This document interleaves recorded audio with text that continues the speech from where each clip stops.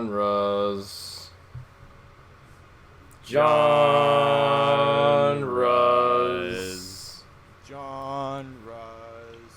John Johns. Jean de Bont. John Roz. John Raw Meat. John Goodman. John Raw. That John Raw sounds like the title. Like that sounds like the name of a cliche action hero from the 80s. John Raw. What happened to the last action hero? An Egyptian wrestler. John Raw. John Raw. Like Raw.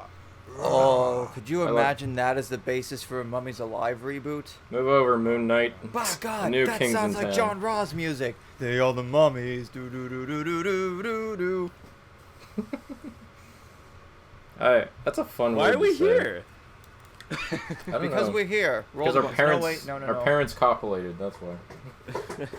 Pretty much. Not to be crude. And with that out of the way, And we're back. What is Introductions. We're 99 episodes in, and it's like we lost like 20 IQ or something. Evan, start away. Why don't you do it? Okay, hi, I'm Lyle Groniger. I'm Evan Mead. There you go. I'm Fine. Josh Weinberg. I'm Cody McDonald. And welcome to So to Speak, the penultimate episode of So to Speak. Oh my god, That's yeah. another word I like to say. Penultimate. That's a really good word. I just realized I'm having my decaf coffee because I'm saving all the caffeine for the next episode. We're gonna Well, be that's high on future use caffeine. problem. Oh, Lord. Oh no. So we're talking about genres.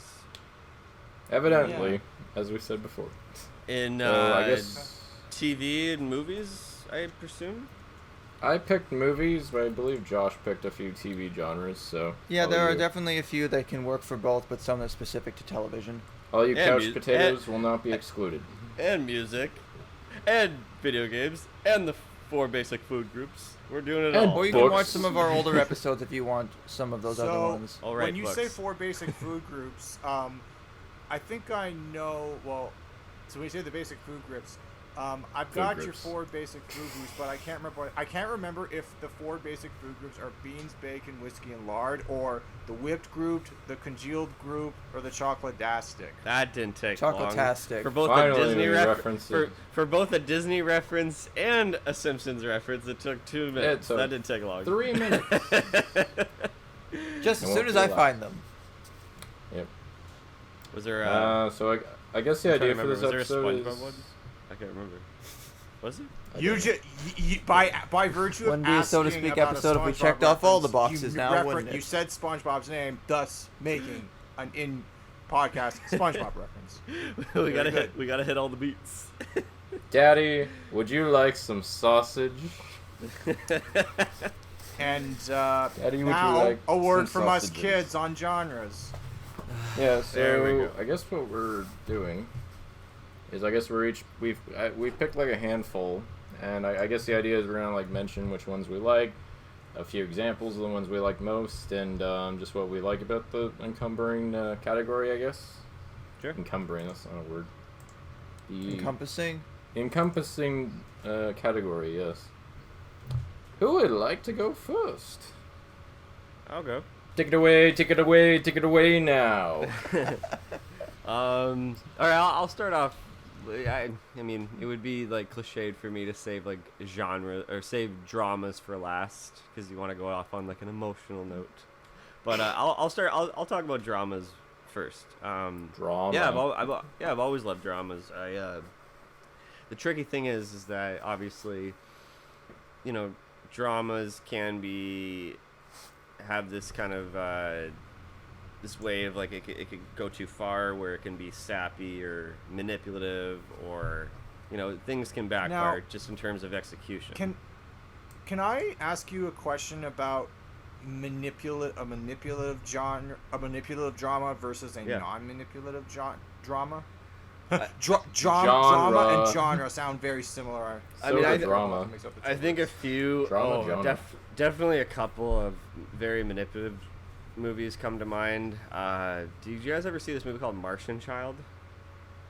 No. Martian Child? No. Martian Child. It's with Mars John needs Cusack. moms because then you end up with a Martian child. Oh. And that Martian child was John Carter. John Carter's kid, yeah. The Disney bombs. Yeah, Martian Child was 2020. I think 2020. I can't remember which year it came out, but it's with John Cusack, and he inherits this kid that kind of has like, I can't remember if he was on the spectrum. It's been a long time since I've seen it, but the way that a name for the movie then. But I honestly, I'm forgetting details about it. But I just remember having like this vibe where it's like the score is going too far and trying to pull on the heartstrings, and just everything being sappy. kind of overly written kind of dialogue. It reminded me of another one. Pay It Forward is another one that I cannot. I've seen Pay It Forward. Pay It Forward's a good message, although yeah, parts of it don't age well. I don't know if it was fully based on a true story, but like. That ending really kind of wasn't, but it's kind of depressing.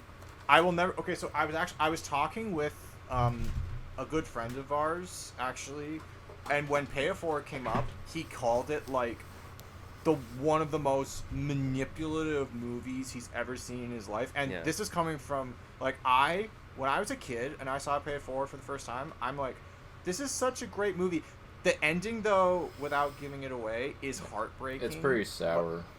It is but like the whole idea is that like a message does not live in one person even after that one person's gone. Yeah. So yeah. I agree with you guys. Like it means well. It's just it's all about the execution, because like there's a lot of like overly written stuff in there. There's scenes where it feels like contrived is also another good word to bring up on manipulative genres. Part of this, it also it does come down to the writing. Dramas. Like I can see how like when a film means well, but it ends up forcing a certain narrative, whereas there are some where it's intentionally constructed that way. Like it's trying to attack the people that are supposed to like it, the target audience. Which there are lots of things like that now.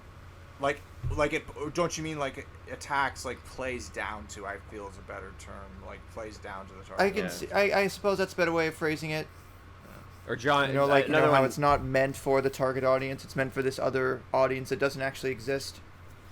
Usually these types of movies are for like younger people, like really younger people trying to get into like YA type dramas. Stuff. Maybe I wouldn't say. I would say even younger. Like, but I don't know.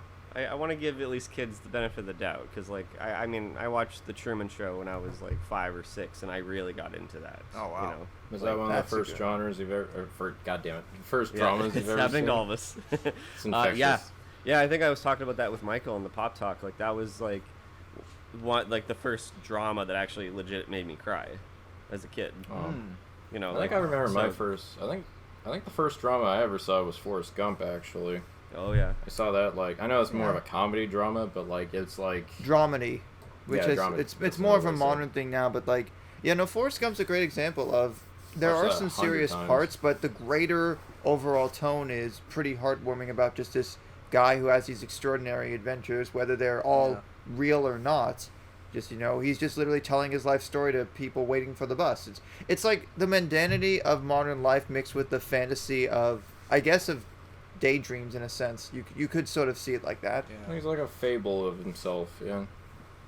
And it's also like, I mean, it is definitely takes a lot of emotional preparation to watch a full-length drama, but I'll always remember that even if the movie has like a little bit more intense moments, like it's not like a bone dry drama, like there's scenes in movies where all of a sudden like it happens randomly, I just start fucking bawling my eyes out. Like it happens very like the name example is like, have you guys ever seen Backdraft? I've heard of that one. Yeah, that's the firefighter one, right? Yeah, Ron Howard directed.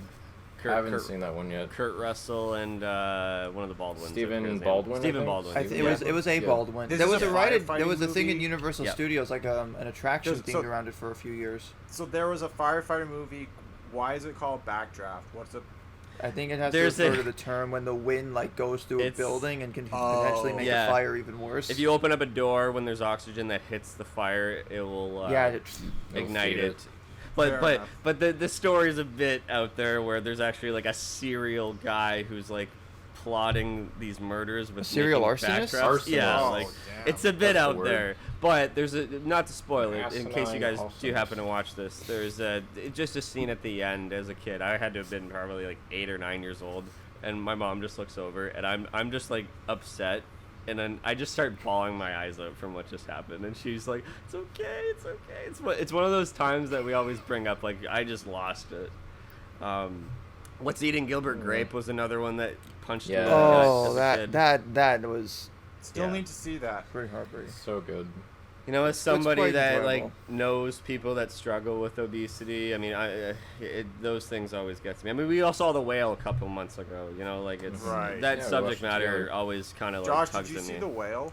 No, but just more because I think that's, while I understand its appeal, I think for me it's a little too depressing to see right now. But maybe when it comes to some sort of on-demand thing, I'll take a look at it. I'm pretty sure it's been like almost 6. It's been like 6 months almost. I'm behind on things. So you could probably stream it like right now. I mean, no, but I get the appeal. Just I know from what you guys have said about the ending, like that. I recommend it, but emotionally prepare yourself. I mean, I already have. If you emotionally steel yourself, nothing can touch you. Well, one last point, and then then we'll move on. But the thing that I love about dramas too is that it doesn't have to be a story that I personally can have a connection with. Like, I don't need to see myself in the main character. In fact, most of the times I love watching somebody like a different story that's like following like someone who's like female lead, or somebody from like a a different religion, a different culture, because like I'm along their journey. And if the movie is great and I can actually have a connection with it, it's actually more power to the film and the story. All right, very good. I just have one last question. Is there any like filmmaker that you think really best amplifies is best emblematic of the genre of dramas? I'm gonna have to go with. Is there any ones that stick out? Yeah, Barry Jenkins is definitely one. I knew you were gonna say Barry Jenkins. Between Moonlight and If Beale Street Could Talk. And Shame, yeah. And Steve McQueen. Steve McQueen. King. But Steve McQueen is another great example. So Shame and 12 Years a Slave. 12 Years a Slave. Yeah. Those are really good examples. Because it's all about execution, and those gentlemen know how to like execute things really well. I was gonna say, actually, in terms of like both period pieces for like drama, because a lot of the period pieces, there's a lot of historical context that comes into play. Not to mention, like, I guess the North American approach to the genre versus like the British sensibility. Because I feel like there's different, like, if you've ever seen any sort of adaptation of a Jane Austen work, for example. Oh yeah. Jane Austen. There's that kind of thing. And what was the... Or Emily Dickinson. Emily Dickinson, yep. Yeah.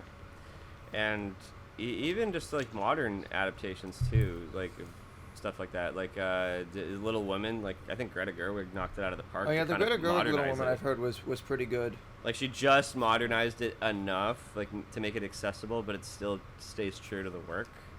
So, speaking of Greta Gerwig, while we're on her name, what genre is the... Okay, I'm going into this relatively blind, but what genre is the Barbie epic that's coming to theaters this summer going to be? I have a feeling... Subversive toy commercial. I have a feeling that they're marketing it to be like a bubblegum, happy, fun movie, but in reality, and I keep saying this to Michael, this is going to get deep. Lady Doll. Like, there, see, I saved you 2 hours. Eternal Sunshine of the Spotless Mind or the Truman Show deep, where like a Barbie's like, You think it's going to go a lot deeper? I'm saying it right now.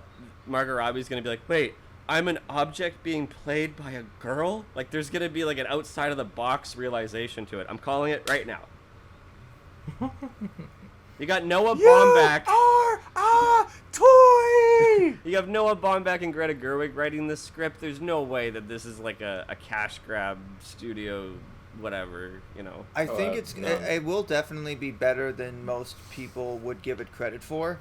It's gonna start it's gonna start off one way, it's gonna go another. Yeah. But they still won't pay off what they deserve. Apparently, apparently they are using that song. I read an article. No, they're sampling it, but they're making a hip hop remix of it. Yeah. Which I guess is the better way to handle it. I know there's lawsuits still on the table there for that song's use. But after the singer's manager went out of their way to say it's not going to be used in the movie a year or two ago, just all of a sudden, no, it is now. Well, then again, no one can resist money. No. I mean, Aqua hasn't been relevant since 1998, so they need to take a paycheck. I mean, granted, okay, this is an aside in terms of genres. The basically modern cover by remixing a song and just like really just hitting that sample. It happened last year with I'm Good rather, and it's gonna happen with this. I'm like, well, what's next? A modern remix of Tub Thumping? I'm blue. I kind of glad that they didn't touch like Dr. Jones. All the summer camp kids that that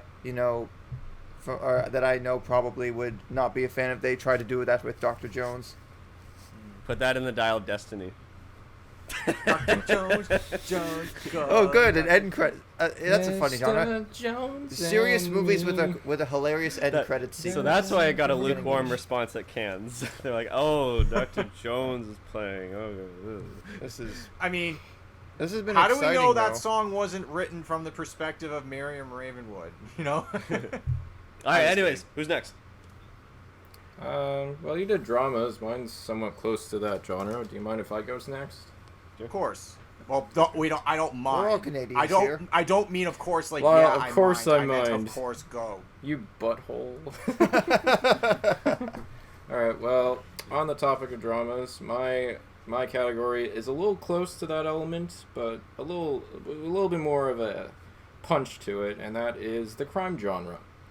So this is not exclusively like film noir or anything. This is just like movies that basically focus on the criminal elements, which can go anywhere from like gangsters to even like gang members or like even just like drug dealers or anything like that.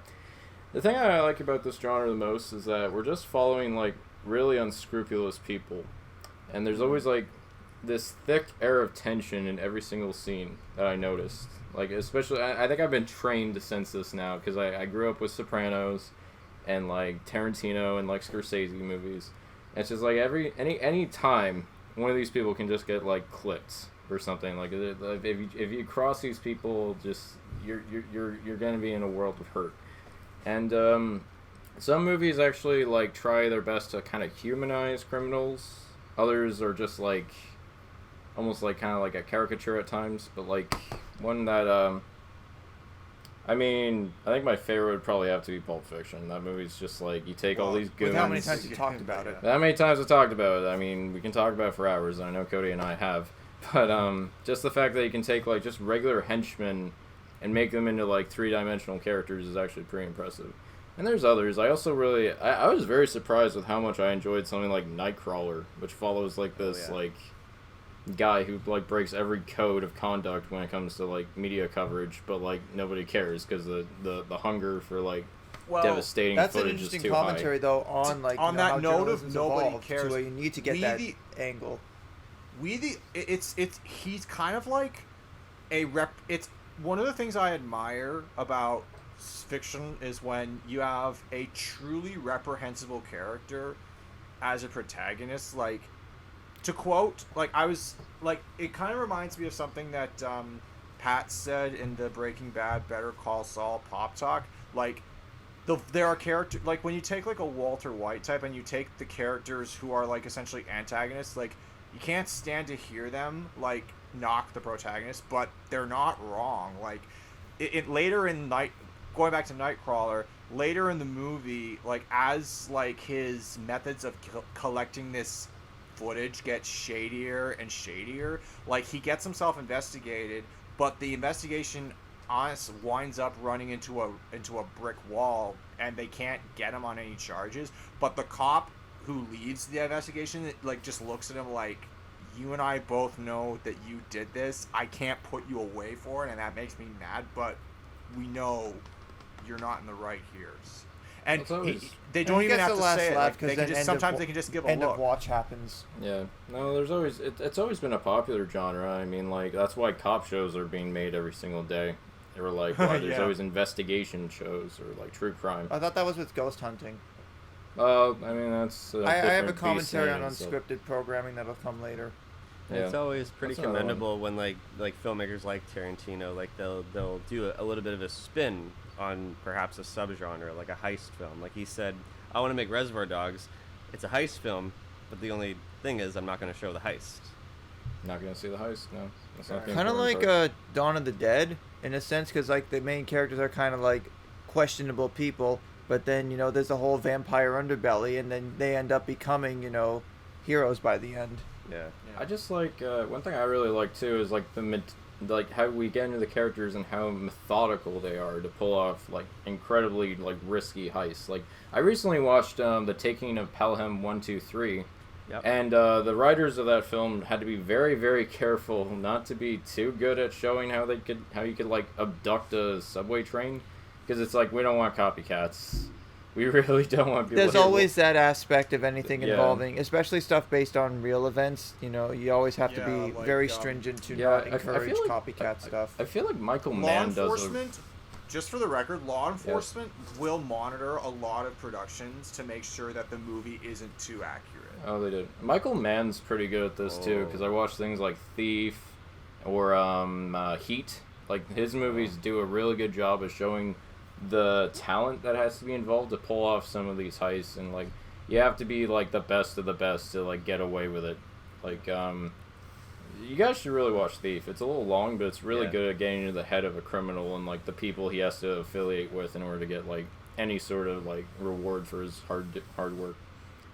And, in a weird way, there's kind of like a magic of sorts to being able to pull this particular genre off, but you don't want to give away too much of the secret, because then it loses its appeal that way. It's true. Yeah. It's like a magic trick in that sense. I think The Master... These movies can be... Yeah, The Master? No, not The Master, the movie. I meant The Master at this genre is Scorsese. Oh, yes. He can make a 3-hour movie, and it feels like 30 minutes. The Killers of the Flower Moon looks incredible. Did you guys see the little teaser for that? Now... No, I haven't. I'm a little in the dark about that one. It looks so good. One of the things, like, I would agree that Martin Scorsese is, like, probably... Oh, any crime film based in New York City, especially. Yes. Especially in, like, there's the just something about that setting. Yeah. Now, here's the thing. Have you, what are your thoughts on, I mean, like, it's kind of irrelevant to talk about this, but, so, The Departed, like, believe it or not, like, I actually struggle, I was once talking to Lyle about this. I actually find it difficult to enjoy this genre, and then Lyle's like, well, no, you don't, because a lot of these movies that you like are in this genre. And while I'd say, like, the genre's hit and miss, because, like, the reason why I kind of say, like, I'm not really a big on this genre is because going back to The Departed, I tried to watch it many years ago, and it's so intricate that I just kind of lost interest and didn't understand it. Like, yes, I get its significance to the craft, I appreciate it, but it's like, I just couldn't get into it. Yes, maybe I'd like to rewatch it, but, like, apparently, like, it's one of those whodunits where, like, there is a huge twist, and I have had the twist spoiled for me, but because I haven't seen the movie, I just kind of forgot. So, yeah, I can kind of go in fresh. I get that. I mean, if you watch any adaptation of Elmore Leonard, like, I feel like I have to watch those movies more than once. Like, movies like Get Shorty or, like, Out of Sight, or even Jackie Brown I had to watch a few times just to kind of understand like what each character brought to the table. Do you know that I didn't understand the intricate like plot of The Dark Knight until I watched it like the second time? Yeah, that's fair. What I like about the crime movies, which is kind of cool, that you can either watch something that's like character driven, where it's just focused on one person, like Nightcrawler, the one you just mentioned. But then there's also, I think someone said, Catch Me If You Can. But then there's like an ensemble, and I think someone said this best, where they said the crime movies where there's an ensemble, they're basically like they're basically family movies with an edge. I thought that was such a brilliant way to kind of like categorize that. Like Fast and Furious or like The Warriors or Snatch or something like that. Yeah. Can you imagine if like they actually? Snatch is a good example of that actually. Can you imagine if Universal started marketing the Fast franchise when the franchise eventually wraps up and they sell the big box set? And then they just shrink it down and paint everything yellow, and then Minions assumes control. They should say, Fast and the Furious, the box set. Fun for the whole family. God. I get it. That's good. I don't want to take too long. I want this to keep going, but I guess some like filmmakers I find are really like heavy hitters in the genre, or like of course we mentioned them again. We got like Scorsese in New York. We got Tarantino in L.A. Michael Mann, Guy Ritchie. The Coen brothers. I can't believe I haven't mentioned them, but like watch Blood Simple. That's a very good feature debut from them. And a great 20-minute climax for that movie. And of course, Fargo needs no introduction, or No Country for Old Men. All like those stuff. are just like fantastic like philosophical like crime films. I also even like Walter Hill too. Like his work with like The Driver or The Warriors. Like that guy was like pretty good at like capturing like grime. Okay, I was gonna say The Warriors, especially when it comes to New York City, like especially with I think it's more the Long Island area, but like the scenery, any parts where they're running through the park. I think it's the part where they're running away from the baseball uniform gang. Series, that part especially, and any scene where they're on the subway. Like, I don't think there's been a better film that captures like the sort of tension, but yet the sort of, I guess, dead space of they're literally on the run for their lives, but like when there's a break in the action. I love The Warriors. And you see, I think it's near the end where they're the people that are just coming back from their high school prom or something, and yet they, just a little character. Yeah, the go watch The Warriors. Yeah, please watch it and play the video game because it's a really good adaptation. And then maybe Paramount Plus will make a sequel series. How did I forget Brian De Palma too? That guy's a legend. Untouchables. Scarface. Oh my god. Yeah, Untouchables. Dances with Criminals. If you know, you know. But is it true that they are remaking a remake to Scarface? Yep. I think so, and I think Leo's attached, if I'm not mistaken. I don't know. I can't wait for all the trap music on the soundtrack then. Okay, so maybe this is like my perspective and mine alone, but do you ever, one of the things I actually find kind of annoying, I guess, yes, Martin Scorsese is that Hannah Montana's not loosely related to the Scarface universe? Yeah. Well, Martin Scorsese, like, he's one of the best filmmakers in this genre, no doubt. But one of the things I find a little annoying is, like, if any other filmmaker takes inspiration from his work, I see where you're going. Like, Scorsese connoisseurs just will rip the movie apart, and I'm like, it's kind of annoying to me because it's like, you can't develop your own identity as a filmmaker because you'll constantly get compared to what came before. It's like that in a lot of mediums. But I heard this once that great filmmakers they do their own thing, but the best ones, they always take inspiration from the ones that they look up to. Good artist borrow, great artist steal. Well, that's my point. Like, Scorsese had to take inspiration from other sources to form his own identity, and when another filmmaker tries to do the same from his work, it's like, oh, this is just like, I'll never forget when Joker got all that Oscar buzz. I remember reading an article saying, stop acting like Joker is a cinematic masterpiece. It's a Scorsese wannabe. And it's like, that has nothing meaningful to say about mental health. It's like, who wrote this? Like, seriously. That was me. Yes, Cody, we all know. You don't even. You are not. Article. You are not down with the clown, and we all know. But I think that's all I have to say about the crime genre. I want to move this along because I know. Gangster Squad, especially that Gangster Squad is like if L.A. Noire was a feature film, except L.A. Noire is basically like one in video game. I haven't seen Gangster Squad. Kind of average. What a director. It's a Hollywood dress-up. It's all right for the time. I mean, granted, they obviously had to change that one scene because of real-world events, but I thought it's not bad. They not only did they reshot the ending, and they delayed the release date because of real-world events. Right. All right, who's next?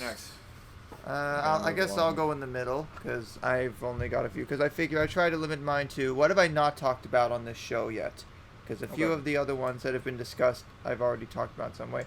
I guess the first one I'm going to go with is, it's sort of like a subgenre of sorts, but like anything to do with like travel logs or travel programming, whether it's, you know, people exploring new destinations or just, you know, getting the history of a certain place. Because I don't do a lot of traveling myself, although Marnie and I did just go on like our first proper vacation together a few weeks ago when we went to Ottawa, which is a city I have been to twice before, but you know, there's a difference between going on a vacation with your family and going with just, you know, a friend or significant other. You know, you get a new perspective from it. And I think especially for me, one of the examples of, you know, something travel related, even if there's other parts of the program, anything Anthony Bourdain ever did.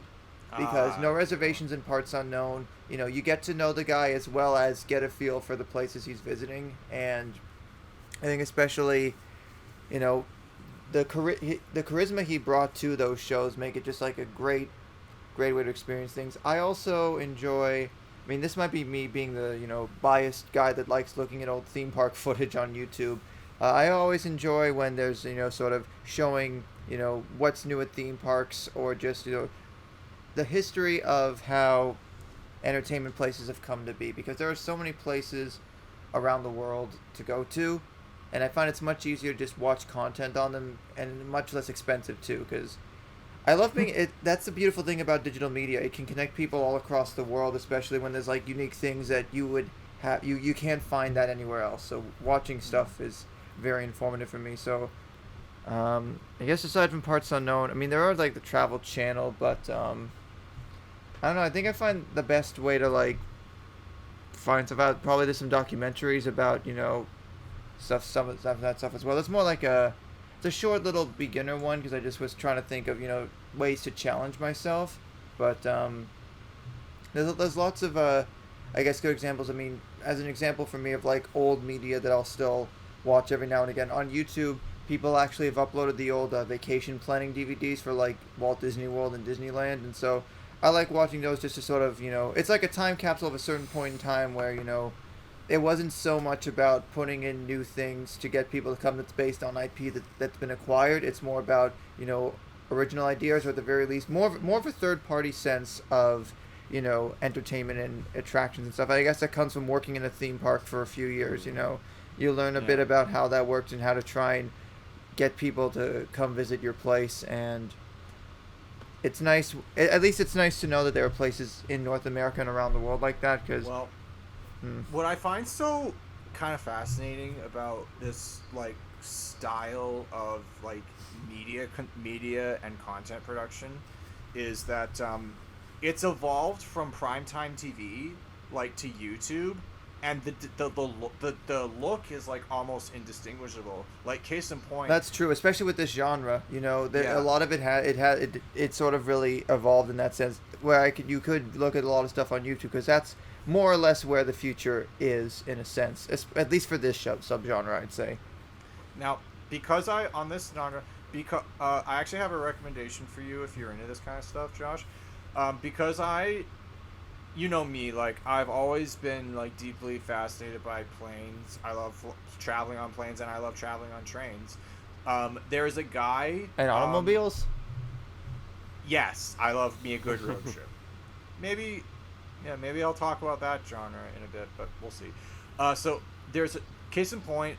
If you're familiar with the YouTube channel, Jeb Brooks, like him and his wife, they basically travel all over the world. Really, like the bulk of their content is based on like they travel on like airlines and Amtrak across the U.S. And what's the beautiful part is, they will go to other countries and they'll like evaluate their what's like they made a video recently where they like traveled across the Australian countryside on like one of the main rail routes they have down under.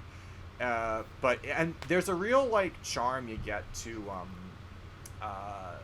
watching like this stuff. Like you don't quite get the inspiration that you're on the train going across America or Canada, but after the video's done, you definitely want to, you know.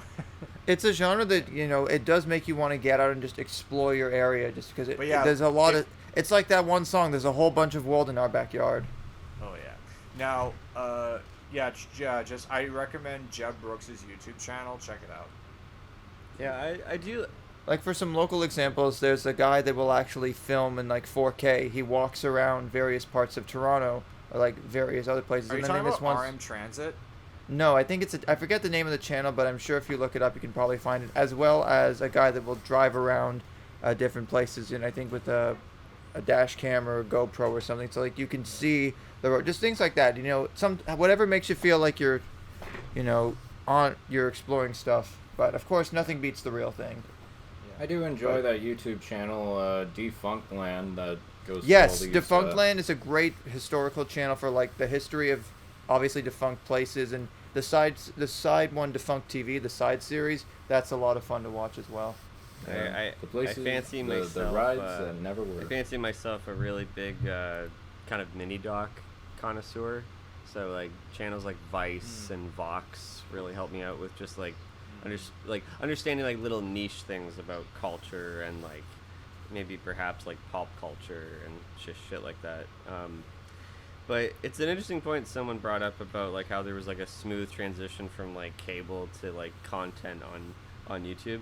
The only issue is that like there's just too much of everything now on YouTube, and you kind of get lost in this almost like wild west of like, okay, I miss the good old days where if I feel like watching something on the cooking channel, I'll go to channel whatever. I can go to the history channel. I can go to this and that. And now it's like I have to do the work to actually like find someone out there that. And there's the thing, it goes deeper. Where am I watching this content creator because they're trying to provide something for me, or is this all vanity vlogs? It does get to a point because, like, then again, like there are like how often like typically when you because Josh and I used to work on a regional like morning show. One of my choices will refer to that. So when we were in high school, and they said thank you for watching. Occasionally they give shout outs to the all they needed to do was like give shout out to the sponsors in the credits, but they didn't need to like stop what they were saying. And now for a word from our sponsor, blah blah blah, or like Dollar Shave Club or whatever. Like there's an obligation where, though. Like, that's the thing. Yeah. There is, and it honestly, like I know, like once in a while I'll keep up to speed with like current AVGN or current Screen Junkie content, but AVGN, like I was following him since the beginning of his YouTube channel. It's kind of surreal to hear him stop stop his video and talk about. If you have an ad blocker in your browser, you don't miss anything. Or NordVPN it's surreal, but I get why he has to do it to survive. Unless you want to sponsor us, insert VPN provider here. Yeah. Also, but like I remember like one of the Honest Trailer videos. It's like this episode is sponsored by the U.S. Army. I'm like, okay. But, no, I'm serious. That's more or less my first one. There's a small little appetizer, but these will mostly reflect what I've been watching on TV the last couple of weeks. So I guess that leaves you. I'm just grabbing my charger. Or whoever's next. So the genre I want to talk about is I want to dip into like a specific type of comedy and how it's evolved over a course of like several decades.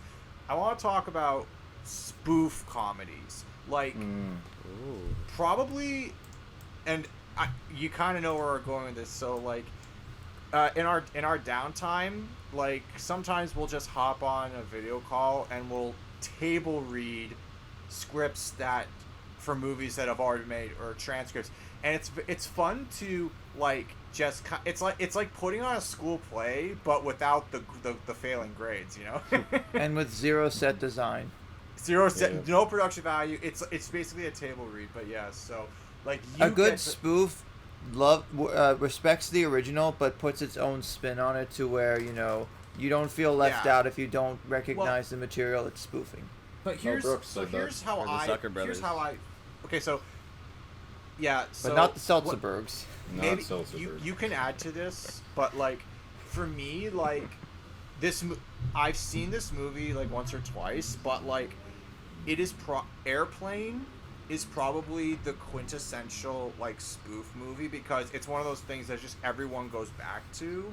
Like it's like it takes an entire genre and it parodies it. I would also say The Naked Gun is a great example of Naked a good Gun, spoof. like, and I'm not even like you want Lyle, since you are such a crime drama lover, have you seen the Naked Gun movies? Or yes, what do you I think have. of them? I've seen them. The first one's like pretty them, great. Or are they good?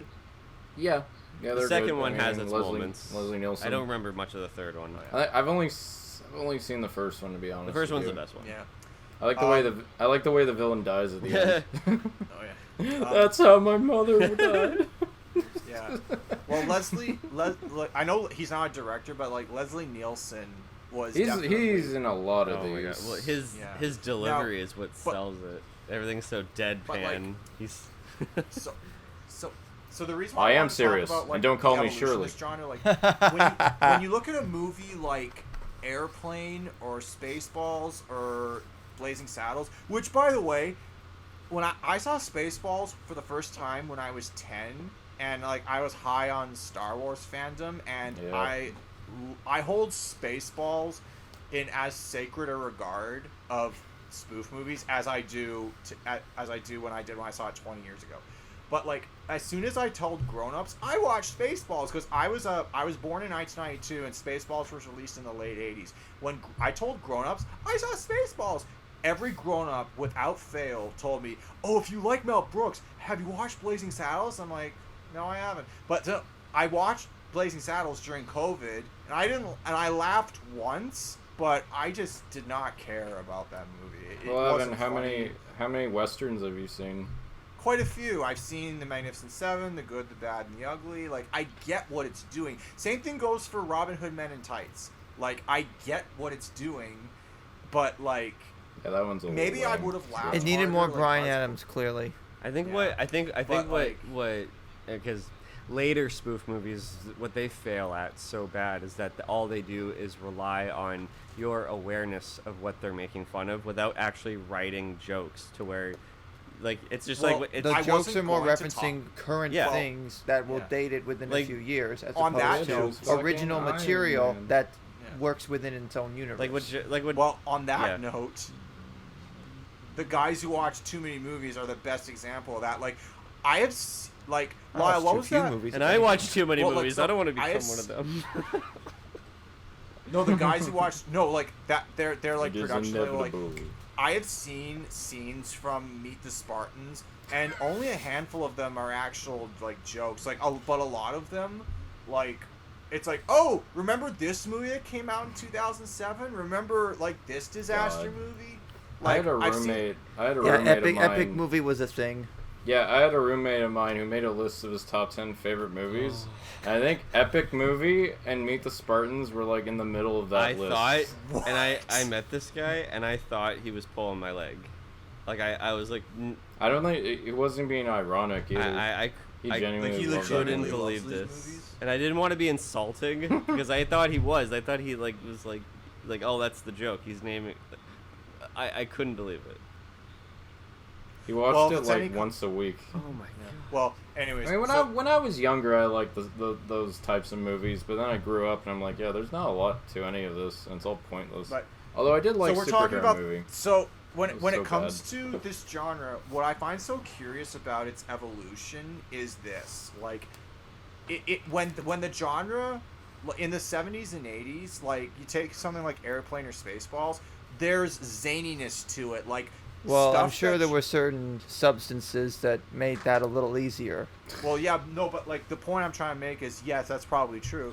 Like when I remember like the way like Airplane literalizes puns, like, oh, shit's gonna hit the fan, smash cut to like a heap of shit just flying at a fan. Oh no, that's basically making cutaways a thing before a certain show over relied on them. But like it's so like out of left field, and it's so zany that you just kind of Well, that's true.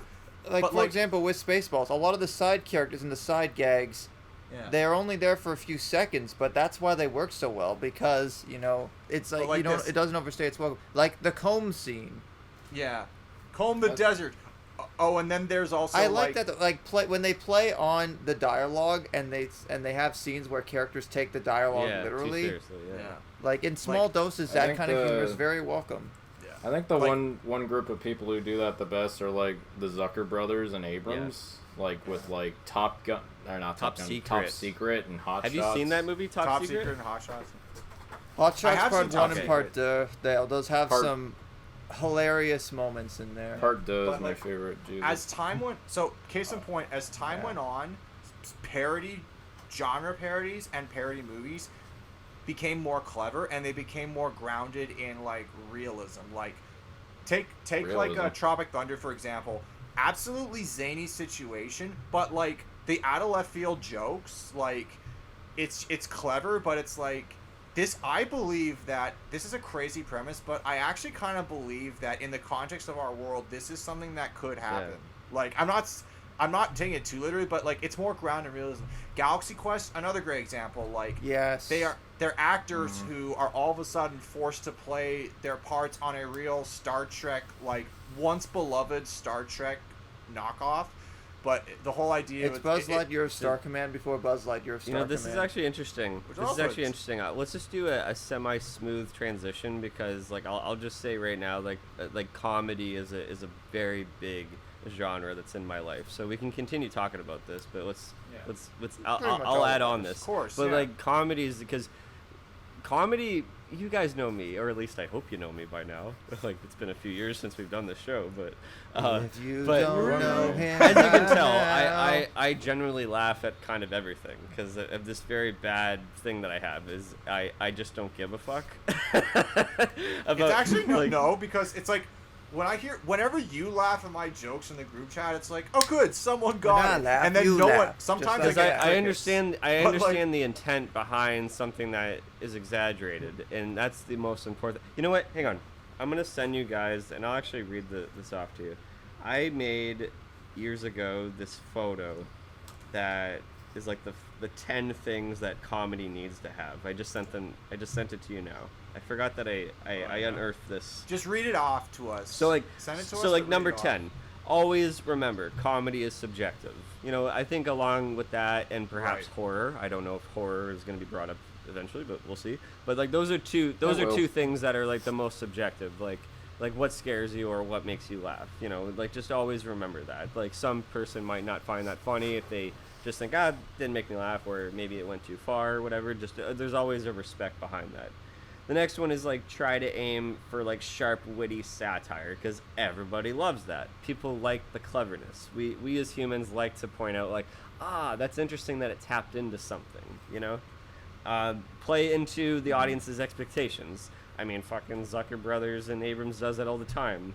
Anything with like timing, you know, I think that's another point that I brought up, but understand the context and the connections. Like comedy always works when you have something that's close to something that like everybody can relate to, because otherwise then it's a disconnect, and like what's the joke?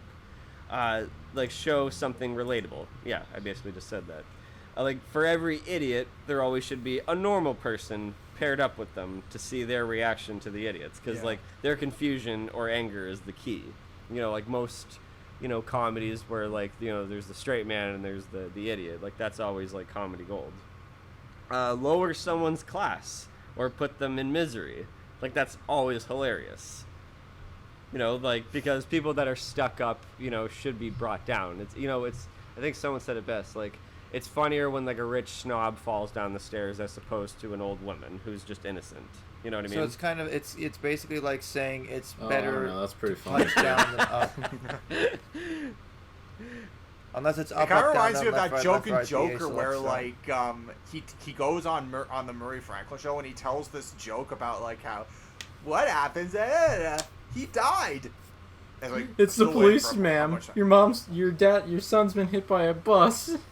Like that's like what that's the kind of comedy I'm gonna get into later. But what's your overall genre? Are you just picking out comedy? I feel like he's just talking about the comedy genre as a whole. Like I guess I have a few examples, but there's 3 more points. Like about timing, like you should always nail the punchline before the audience figures it out.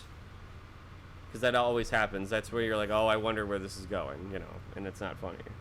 Like, and most importantly, everything has to be exaggerated. Like George Carlin said it best. Like, you can joke about anything, you just have to blow it out of proportion. It's all about how you tell it. What is the exaggeration? And obviously, number one is for every setup there should be a punchline. Because sometimes with dumb, zany comedies, they jump too much to the punchlines where, the joke is that they're screaming, or Yeah, too many conclusions, one right after yeah, another. like where, okay, what was the setup before? Like, I'm not understanding the context. So with me, comedy and just, you know, my mental health, you know, like I sort of need things to laugh at. Or things that bother me, I need to find the comedy within that. You know, like... Comedies are so fucking important to me. Like, I mean, I've talked about it before. Like, I mean, sketch comedies, of course. There's that. There's like, I guess a lot of like '90s comedies really like just cheers me up a lot. How do you feel about the genre comedy like today?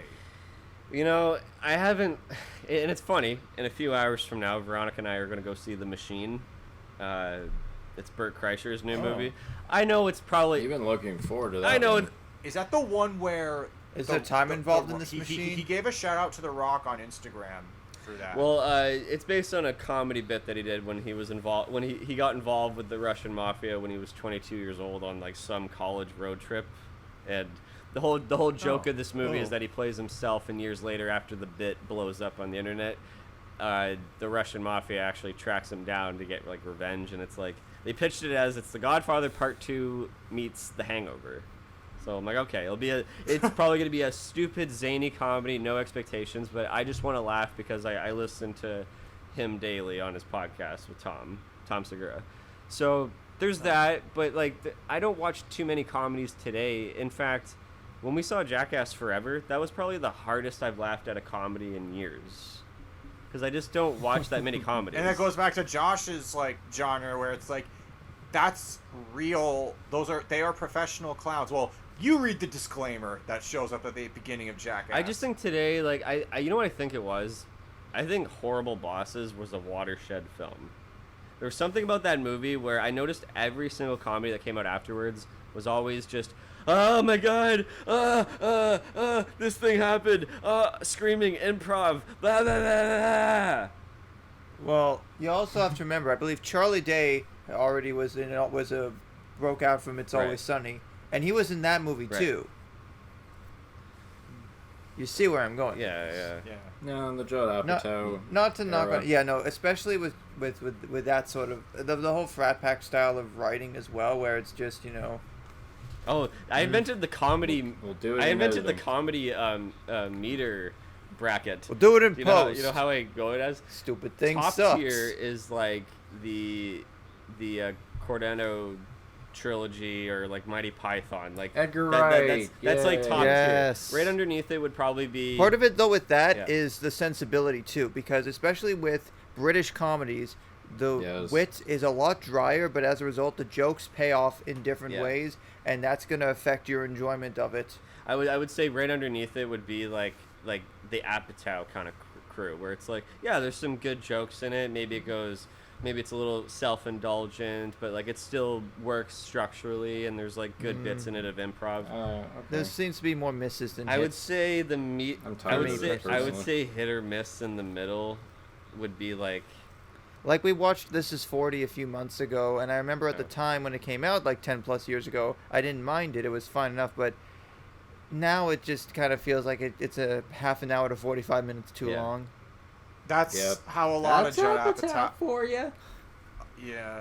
Now I wonder who his editor is. Well, hang on. I was going to continue. Does he have I was going to continue a little bit of this. Yeah. What's your middle? The middle ground would be kind of like middle ground. I don't know. I don't want to. Maybe the Forellis. Maybe like Seth MacFarlane kind of stuff.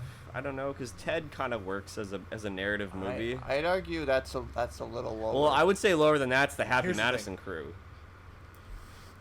Okay. No, and then lower than that is the Seltzer. And then the bottom. There's yes, rock the bottom. There's 50 feet of crap. The bottom is definitely the problem Seltzer and okay. Freeberg, whatever the hell their names are. You said it when it comes to Seth MacFarlane. You said it best. Like, his comedy is derivative of referencing things. You know, it'd be fun if one day if you guys show me an episode of Family Guy, and I'll be like, that was a joke.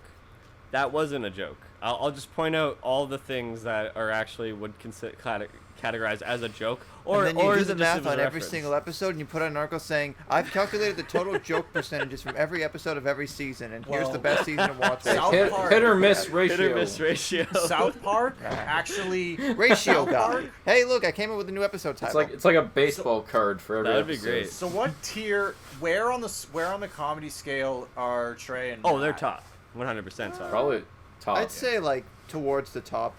Close to the top. Maybe a As tad much down. as I don't When we watch did a the lot of South- South Park, they've also become very adept at taking topical ideas and not wearing them Yeah. out, because you've seen how many specials they've done even in the last 3 years, but they still have a somewhat compelling story themed around it, with usually a sort of secondary thread that still weaves its way into the main story at times. Since we're on the topic of Matt Stone, Trey Parker, could that be like a soft transition to my subgenre Yeah, of sure. Go comedy? ahead. All right, great. So I hate most studio comedies. I don't laugh at all going out to them. I rarely see them. I think, like, aside from maybe like The Hangover, I just don't find most of them all that engaging. But one style comedy, I finally broke it down. This is the kind of comedy that I just love, because you guys all know me. I'm super cynical, and I have a very off-brand sense of humor, and that's where black comedy comes in. Yep. Dark comedies. Oh yeah. Where you just have like all these taboos that are completely like shattered, And you're or forced taken to the piss out confront of. your own, perceptions about them. Yeah, it's like, oh, I shouldn't be laughing at this, should I? I'm a terrible I'm a person. bad I'm in danger. boy. Yeah, I mean, like, something like I think like stuff like the work of Todd Solondz, like Happiness or Wiener Dog, or like even some like early Coen stuff is kind of like in dark comedy level. But I think the 100%. best would probably be like Martin. So I think one of the smartest people with dark comedy is like Martin McDonagh, who did stuff like Seven Psychopaths and The Banshees of Inisherin, where you can like be dark, but there's like a level of filmmaking that's above the others. With Banshees of Inisherin, I honestly thought that was a drama with comedic moments. Because you got Well, it. I mean, that's the thing. He has is such a dry sensibility. You got it right away. Like, that's the point, is that to see how dysfunctional their dynamic is. Well, I actually saw Banshees of Inisherin as like I'm sorry, I lost the word there. It's a heartbreaking like portrayal about when two people, or one person in particular, gets consumed by resentment. It just shows the destructive power that envelopes from feelings of resentment. Because like the whole movie starts with a guy's just like, I don't want to be your friend anymore. By the end of it, it's Well, like, that's Oh my not very god, it's nice. nobody Get doesn't here. like that guy. It's like, It's nobody doesn't like this TJ, remake. but as a movie, It was like this remake of What About Bob got really dark. without the ghost hunting. Basically. That's the thing. Wait. That's the thing about dark comedies, is that they are a bit of a risk, because like not everyone will get in on Yeah. the joke. Like, I know we think Death to something like Smoochie is probably Death to one of the best- Smoochie is like it bombed, but looking back on it, man, was it ever precedent for its Yeah. time. Or like The Cable Guy, for instance. That's Yes. a very sharp That's- satire on television culture. No, that's And it see, bombed. that's Everyone that thought it was was one of horrible. Jim Carrey's earliest examples of when he goes against the grain of the more zany comedic roles that he does, and he flips that over. Like, he's got a lot of Yeah. depth. Yeah. Yeah, exactly. Where, like, there it's- is a... Yep. Yeah. Go on. Oh, okay. Yeah, because there is like a level of satire that's very why I can't talk Personable. today. Very, very precedent. There's a heavy precedent of Prescient? satire in a lot of black comedies. Like, you look at Heathers, for example, which is like Yes. a scathing critique on like the hierarchy of teens and See, how that's the thing. how it affects Heathers them walked so emotionally. Mean Girls could run. That is Heathers is basically that Mean approach Girls, yeah. to a commentary on not only like teenage culture, but just like, it does really point out the sort of, uselessness of bothering with any kind of that stuff, because it's only 4 years of your life, and most people are going to forget you afterwards anyways. Just, it takes that to an extreme degree. Yeah, exactly. Or like even World's Greatest Dad, which shows like the reaction and the aftermath of like a teen suicide and how like some people actually kind of try to profiteer off of it. Yeah, I mean it's not for everyone, but I honestly think like black comedy is just like the one thing that tickles my funny bone, because it's like I shouldn't be laughing at this, but it's a whole other league of like writing, because it's like playing with expectations, and nothing's more unexpected than taking a subject matter that shouldn't be like in any way funny and just running with it. One that some people, like, again, like I've mentioned, like Todd Solondz is great at this. Ben Stiller's written a few pretty solid dark comedies, like Cable Guy. And I thought he just directed Cable Guy. I didn't know he wrote it. I think he was involved, I believe. Both. Yeah. Oh, I also really liked Ian Raoul. Oh yeah. Whole movie about a bunch of prudes killing. Or the swingers. one that you great. recommended to me, Delicatessen. Delicatessen. Oh yes, that one's brilliant. Where it's like a post-apocalypse. Now I just want smoked meat. And now you either have to be a contributing member of the house or you get eaten. Well, wouldn't that be interesting? To see if the menu was like that, where it's actually just this restaurant where it's like all the workers have to like keep working, otherwise they become part of the menu. The Menu is another good example of dark comedy too. In fact, the I was guy just who made that expecting it movie, to be like that. the guy who made that movie, Mark Mylod, I've recently been watching the show he made, Succession, and that every episode that explains everything. Thank you. That explains spoils everything my- about why people love that show now. I get it. It twists me in knots sometimes. Context, that show just ended a few days ago, and I've heard a lot of people I'm 3 really episodes feel that away. finale was pretty good. I'm 3 episodes away from the finale. I just gotta get to it. That's a hard show to watch because it's just like all these people. God, you're doing all the worst that's things to an get interesting example ahead. of like I don't know what the name of this is, but I'm gonna call it despicable content, where every character is basically a terrible person, but you end up rooting for someone in some form. Yeah. On the flip side, you have It's Always Sunny, and on the downside, you have Velma. Well, it kind of goes back to what I said. You find the humor within very You got dark me there. elements, and that's hence the genre. Yeah, but I think we should move on. Josh, what's your next My subject? next one actually does have a lot of Next aspects victim. of comedy in it, depending on how you look at it. This is more just like, you know, whether you've got time off work and you're just chilling, lounging at home, watching television, or you're homesick and you just need something to sort of turn your brain off, or you actually want to sort of improve your general knowledge a bit. There's nothing quite like watching a good old-fashioned game show.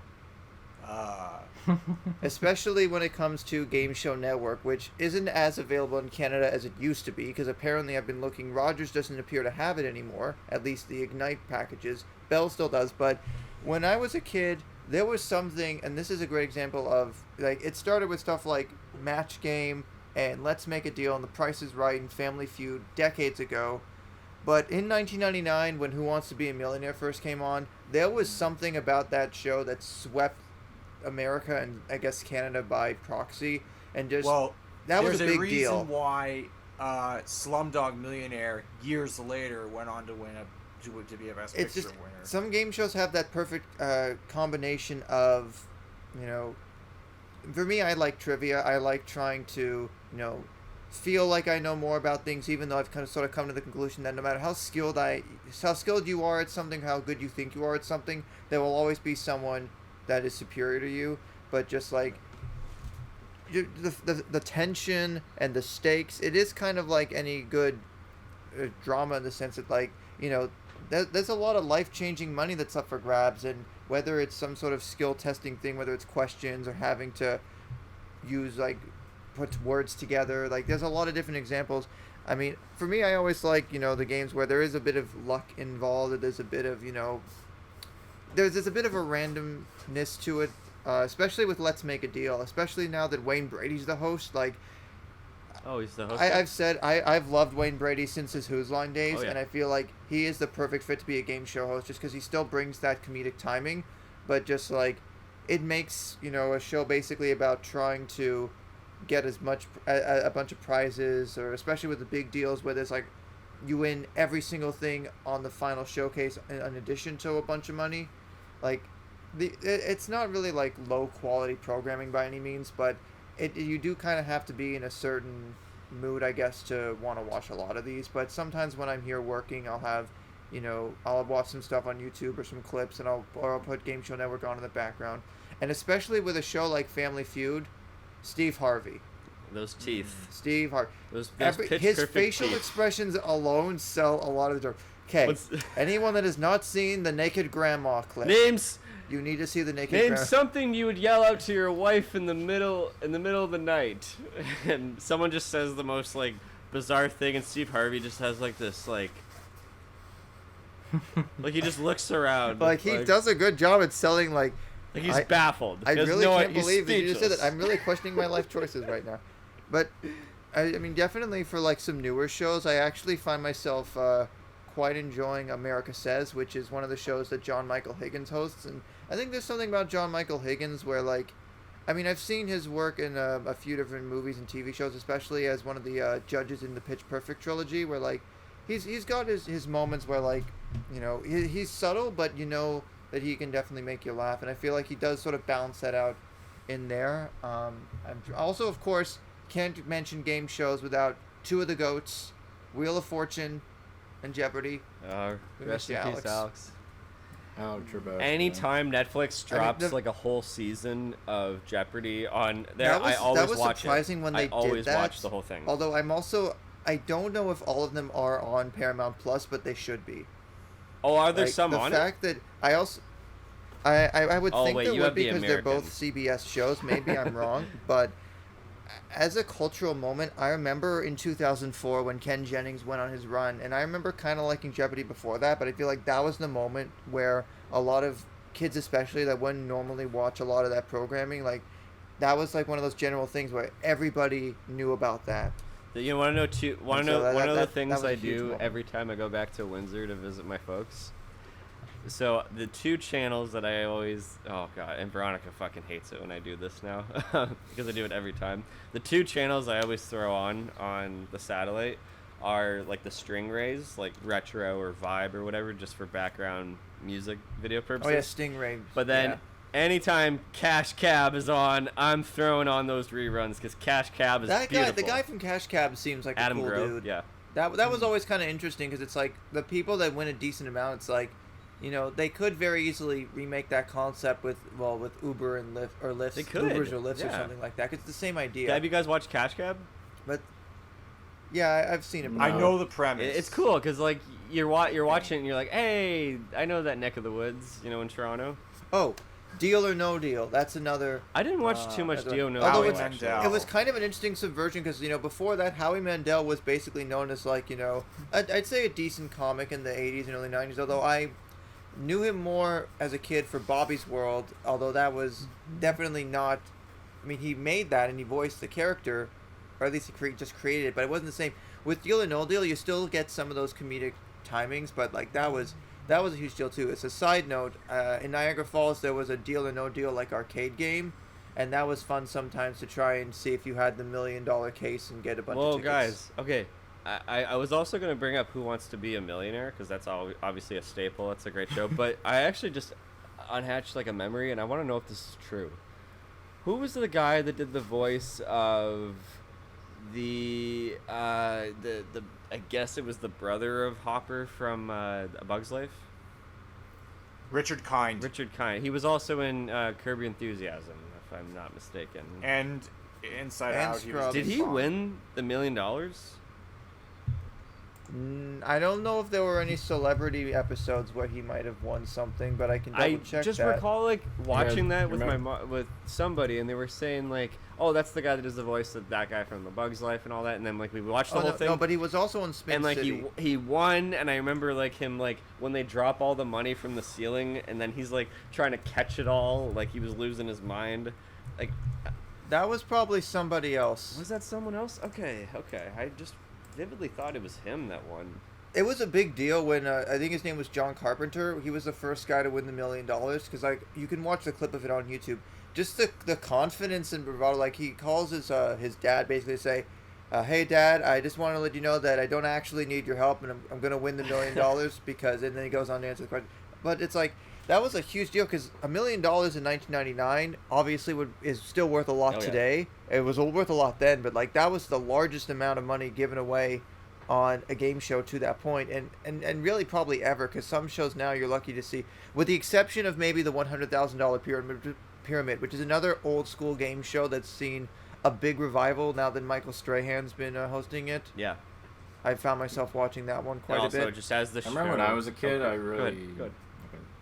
Sorry, I haven't said anything in a while. I just remember one game show I remember watching like religiously was Weakest Link.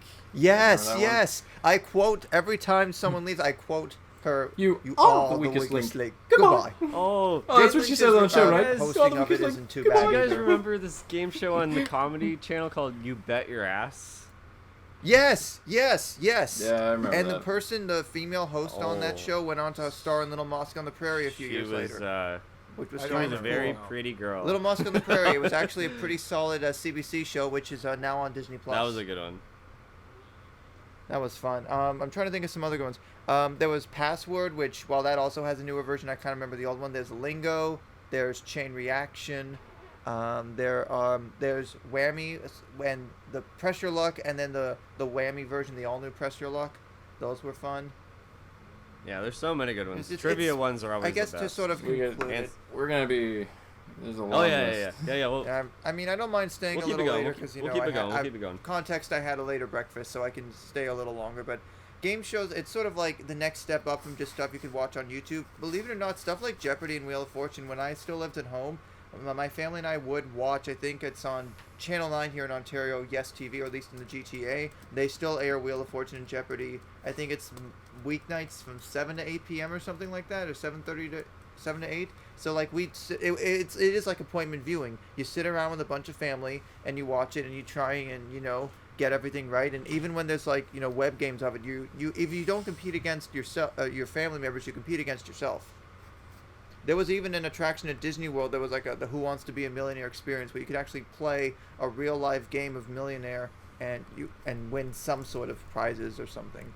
Maybe there was a McDonald's equivalent too, like Monopoly, but it's fun comfort TV. Yeah. And who would like to go next? It's Evan, right? I think I'm next. Evan's next. Yeah. Well, to kind of close off this chapter of comedy, I feel like we're all going to weddings, getting married, or playing a part in some wedding for the foreseeable future. But here's Are we gonna have what you're having? What do you? When Harry met Sally. I was gonna get into wedding comedies, My Big Fat Greek Wedding. My Great Fat Greek Wedding. See, you combine When Harry Met Sally and Delicatessen. Oh God. Bridesmaids, Bride Wars, the Hangover trilogy. It's just Four Weddings and a Funeral. Runaway Bride. It's kind of like because one of the things I love is that it plays on the stress, because weddings, having been involved in one a year ago. The Wedding Planner. They're Well, the Wedding Planner. Okay, the Wedding Singer. There's the Wedding Singer. The Wedding Singers. Yes. Yeah. They're because it's kind of like in real life, weddings are stressful enough as it is, and then along come some movies that would be like, hey, what if you throw this crazy scenario into the mix to make an already stressful situation even more stressful? So it kind of goes back to one of Cody's, why him? Why him? That's Bryan Cranston. I thought there was a wedding involved in that one. That was more of a holiday get together story where promising daughter brings home a complete wild child home, and Bryan Cranston can't fucking stand him. It would be kind of like True.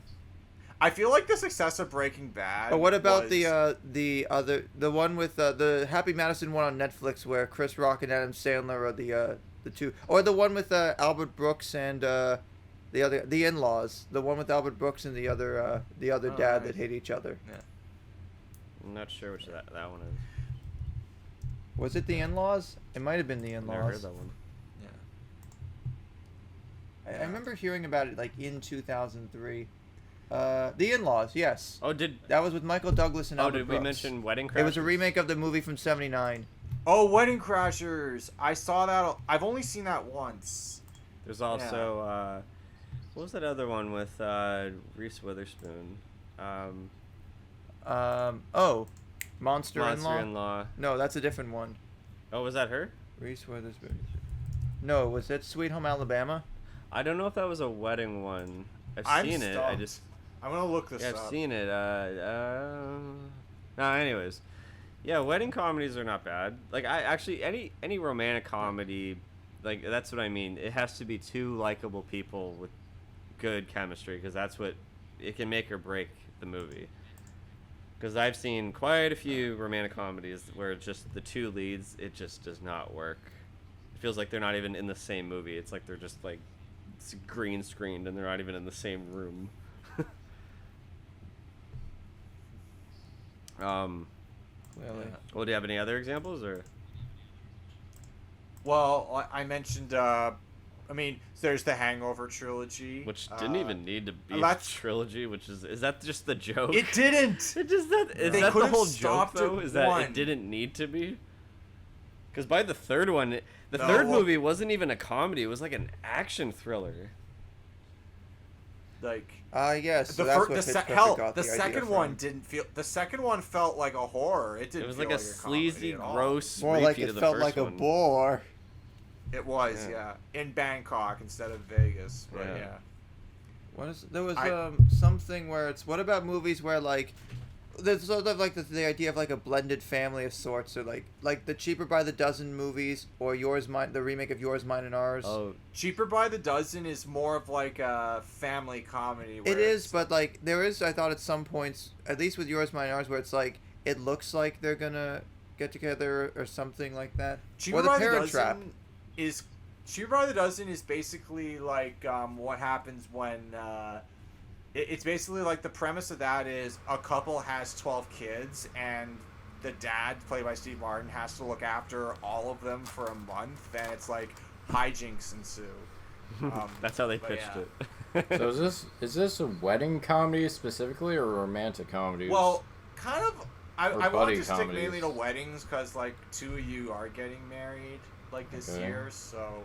I didn't actually have a lot to say. I just thought, shout out to these movies. Like, of course, you have The Hangover, which is mainly for guys, and then you have Bridesmaids, which is mainly for women.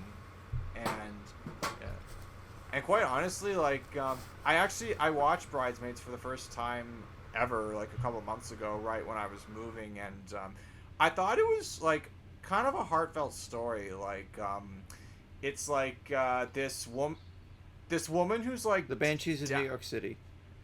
No, she's in Chicago. Like Banshees of Chicago. I get the idea. Yeah, she's down on her luck, and she also has to be the maid of honor at her oldest childhood friend's wedding. Surprise! She has issues with her.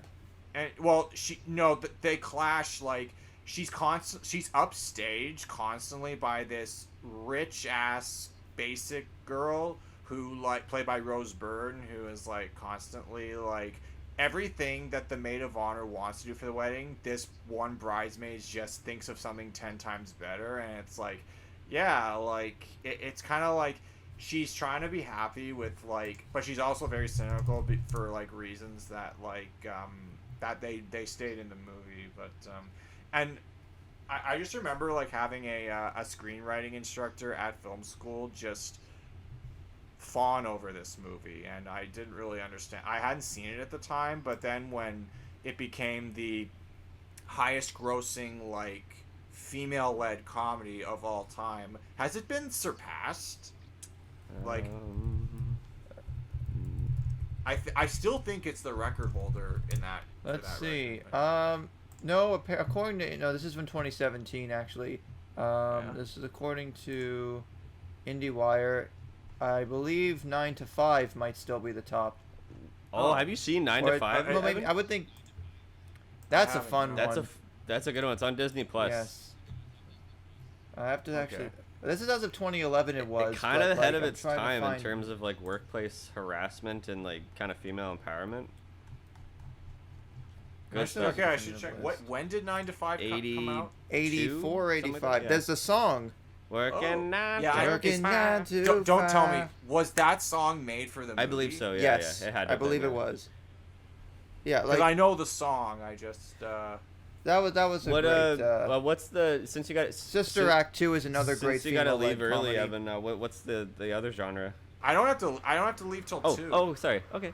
It's Josh that had to leave early. Oh. But he said he could stay, so I we're can stay good for a another little hour bit. and 10 I can stay till minutes. 1:30. Okay, we're good. Okay. Okay. I was gonna be like, what? Just shout out your Okay. next one. Let's keep up the pace. Okay. Well, you know what? A shout out. I can't wait for the food at I'll these give weddings. a shout out to my next genre. I fucking love myself some thrillers, baby. Thrillers. Ooh. Thrillers are when you can just say the log line of the situation that this character's in, and I'll immediately go, ooh, okay. I would hate if I'm Cody, maybe we should co-op. What's that?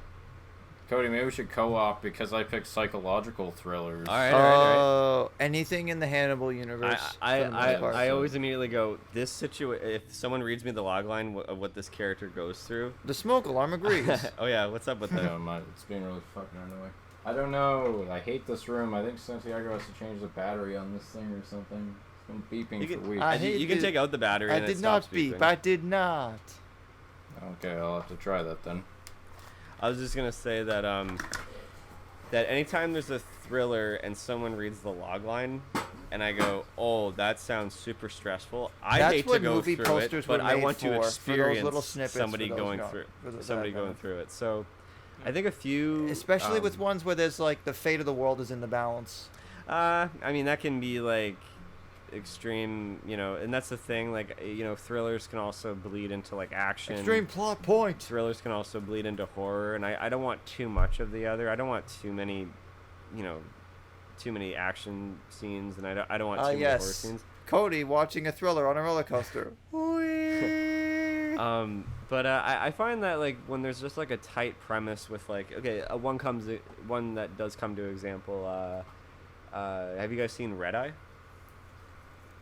I've heard of that one. Yes. I've heard of it. That looks very interesting. Where like Rachel McAdams killing Murphy. Yeah. Or on a plane. Yeah, like she's just hitting the late night flight, and she hits it off with Cillian Murphy. They meet at the airport, and then they go their separate ways, and then they find out. Well, they are going on the same flight, but then when they go their separate ways, she gets seated, and he happens to be it's a Craven movie. Seated right next to the same guy, and we're like, what? This is a weird coincidence, but it turns out like he's stalking, and there's a whole bunch of stuff going on. But like that's a really shitty situation. Or even Collateral. Have you seen Collateral? Oh, I love Collateral. Collateral's great. That's a great premise. The hitman threatens a taxi driver to drive him around the city to make 5 hits. Like that's a great little logline premise. Like, you got me.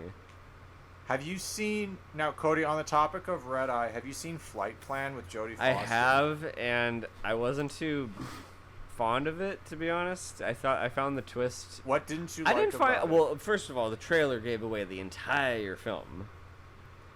Oh, I hate when that happens. So watching it was a bit like, okay, there was nothing else in this movie that I experienced that was not in the trailer, but then the twist was kind of like, come on, it's a bit of a stretch. I mean, she was great in the role. Jodie Foster was really good in the performance, but I wasn't too fond of that. There's like this Hugh Jackman movie where it's like, I don't know, I saw the whole trailer, I'm just like, okay, I've seen the movie. It's like, I don't know, it's something about like an alternate reality, and he's finding this his wife The Lovely something. Bones? No, Hugh Jackman's not. Oh, I thought you said Peter Jackson directed. It would have been better if he was. No, although, yeah, Lovely Bones sucks. It does. Stanley Tucci was the best part of that movie. Yeah, he was. Oh, Hugh Jackman. I don't know. Swordfish? But also, No, not Swordfish. like That's an older thrillers one. can also bleed into Reminiscence. Oh, Reminiscence. Oh yeah, I did see that This one. movie. Yeah, that was. I was looking forward to that, and it was okay. Oh wow, that was okay. It was okay. Years ago. I don't know. I didn't bother seeing it because the trailer showed everything. But anyways, I was saying, I don't know if you heard this part, Lyle, but I don't like it when it goes Probably not. too much into like action thriller. I don't like it when it goes too much into horror thriller. But mystery thriller has always like intrigued me. oh yeah, Donnie Darko's was like one of my favorite movies. Yeah. Because it has this out of world experience. I mean, I always. And then you have like stuff I like crime. I like kind of crime, murder stuff. Like, you know, investigation stuff is. I mean, an investigation is always the most engaging part of some movies. Like, well, you talked about like Red Eye and Flight Plan, like the ones that take place on planes, and then there's ones like Murder on the Orient Express. Yeah. I think The Girl on the Train. Probably a couple of others. Now, would you? Source I know Code, this is more of an kind action, but Speed.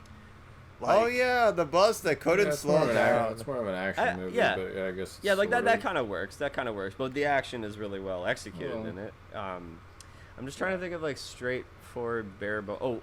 Phone Booth. Yeah. With that's a very good contained movie. That's what I mean. Like, that's a thriller. Like, those are like premises that are just like.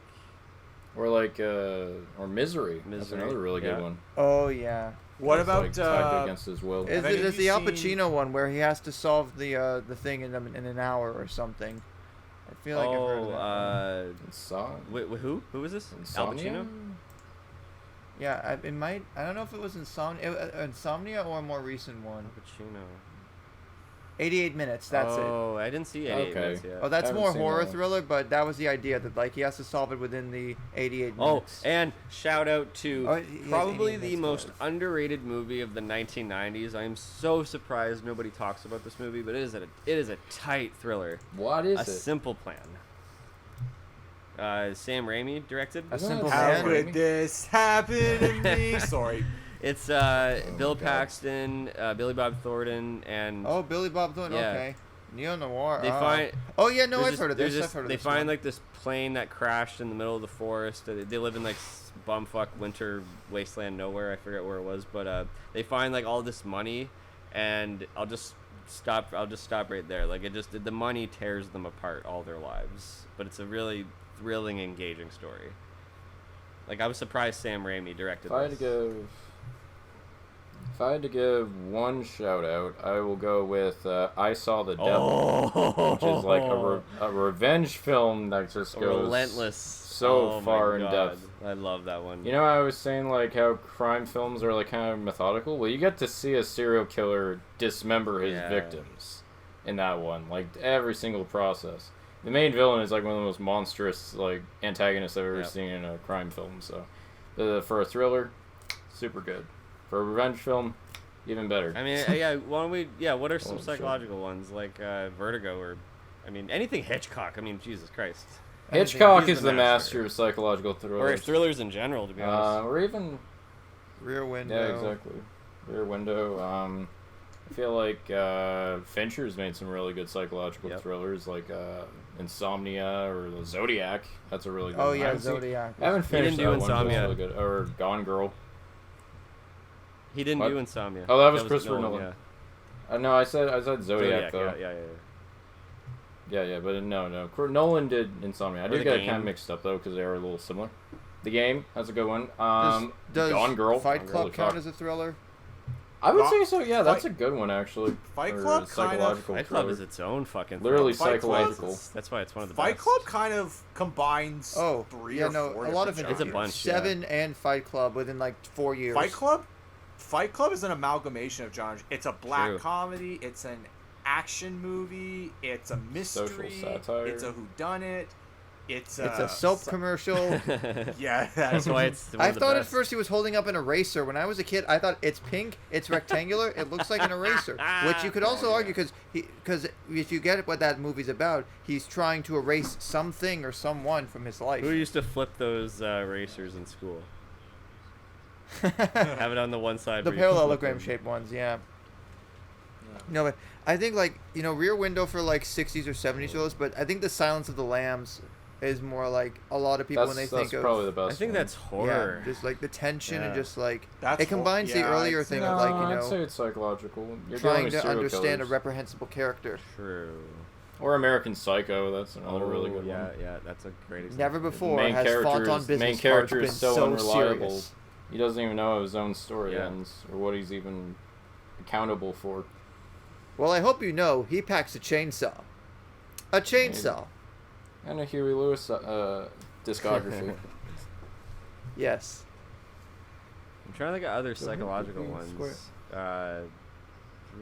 Have you ever seen Jacob's Ladder? No, I want to though. Heard of it.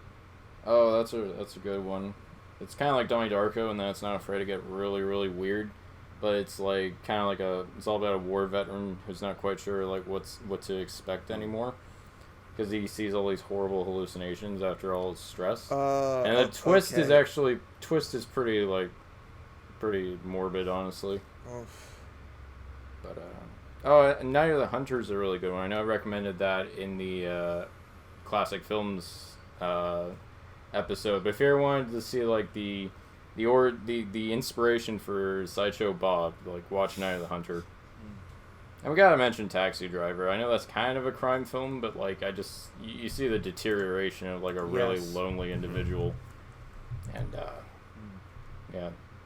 I think M. Night Shyamalan makes some pretty decent ones, although he has kind of fallen by the wayside. He's hit or miss. He's very hit or miss. He was missed for a while, and then the last few were like you guys mild hits. That I was at my friend Joy's house a while ago, and we watched Old.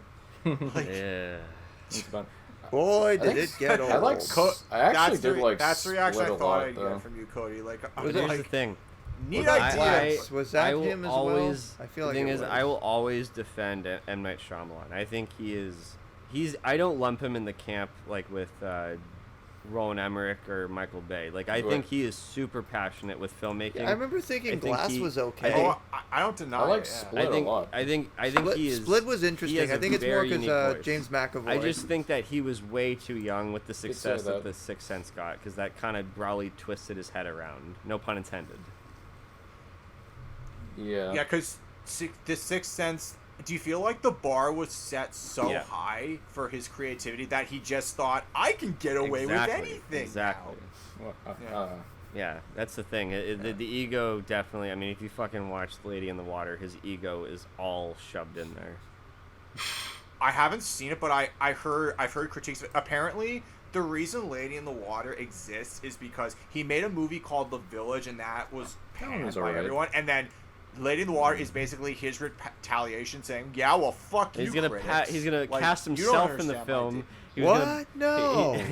He plays a guy whose writing one day will inspire the world, and it's just like, oh my god, just like all it is just he's giving himself a hand job on screen. Like, and the thing is, well, this is more psychological horror, but I remember even seeing like the commercials for Knock at the Cabin, and just thinking.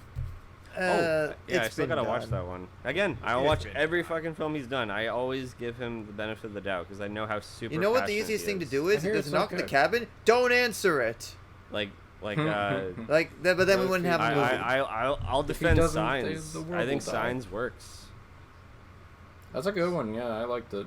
It emphasizes the importance of stocking up on water bottles. Supposedly, apparently, it's like I get what they were trying to do.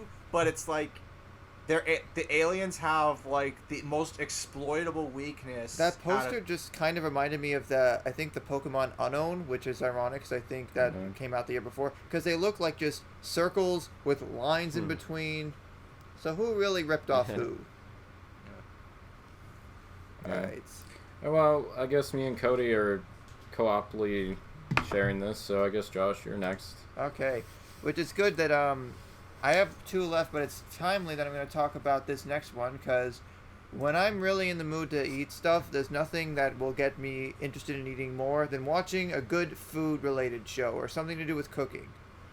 I enjoy people making food, even if it's not necessarily something I like to eat, just because cooking is a skill that I like to think I've improved at over the years, but there's always, like, it's like filmmaking in that everyone can put their unique spin on something, but you're ultimately taking from cultures and recipes that have been passed down for hundreds of thousands of years in some cases, and, the best chefs and cooks, like, they make you appreciate the craft. Yeah. I mean, I was re-listening to the Pixar Bracket Tournament episode. We talked a lot about how much food plays a major part of Ratatouille, but when I watch a show, when I want to know about, the history behind how something is made and how it's made, and I don't feel like watching how it's made, Unwrapped. That is one of my favorite shows for learning how it has to do mostly with like fast food or snacks like chips, chocolate, things like that, but part of that is just the charisma of Mark Summers. I think it was a great choice to get him after Double Dare ended because, like, he really even if it's just a narration role, like, he really sells, you know, how a lot, and it gave me a lot of respect for, you know, how much stuff is made in warehouses and factories. I mean, granted, the show's over 20 years old, but the fact that all of it, and also another Food Network staple, is on Max now. It was HBO Max, but as of this week, it's now Max. But that's fun to rewatch. Of course, you can't talk about anything Food Network without talking about everybody's favorite spiky-haired, flame jacket-wearing guy, Mr. Guy Fieri, Diners, Drive-Ins, and Dives. Yeah, I watched a couple episodes of that one. Actually, it's funny. As of this recording, I can't remember if the last time I was on this show I mentioned it, or maybe I was already working there. But I kind of have a new job where I'm actually in a part of the campus where it's a straight up kitchen. Like, I'm prepping and serving food, and I'm learning a lot just about the way you cut, you know, mushrooms for, like, you know, risotto and you know, making sure everything's like finger food purpose. That's one of my favorite. Like, it's more a side, but just something.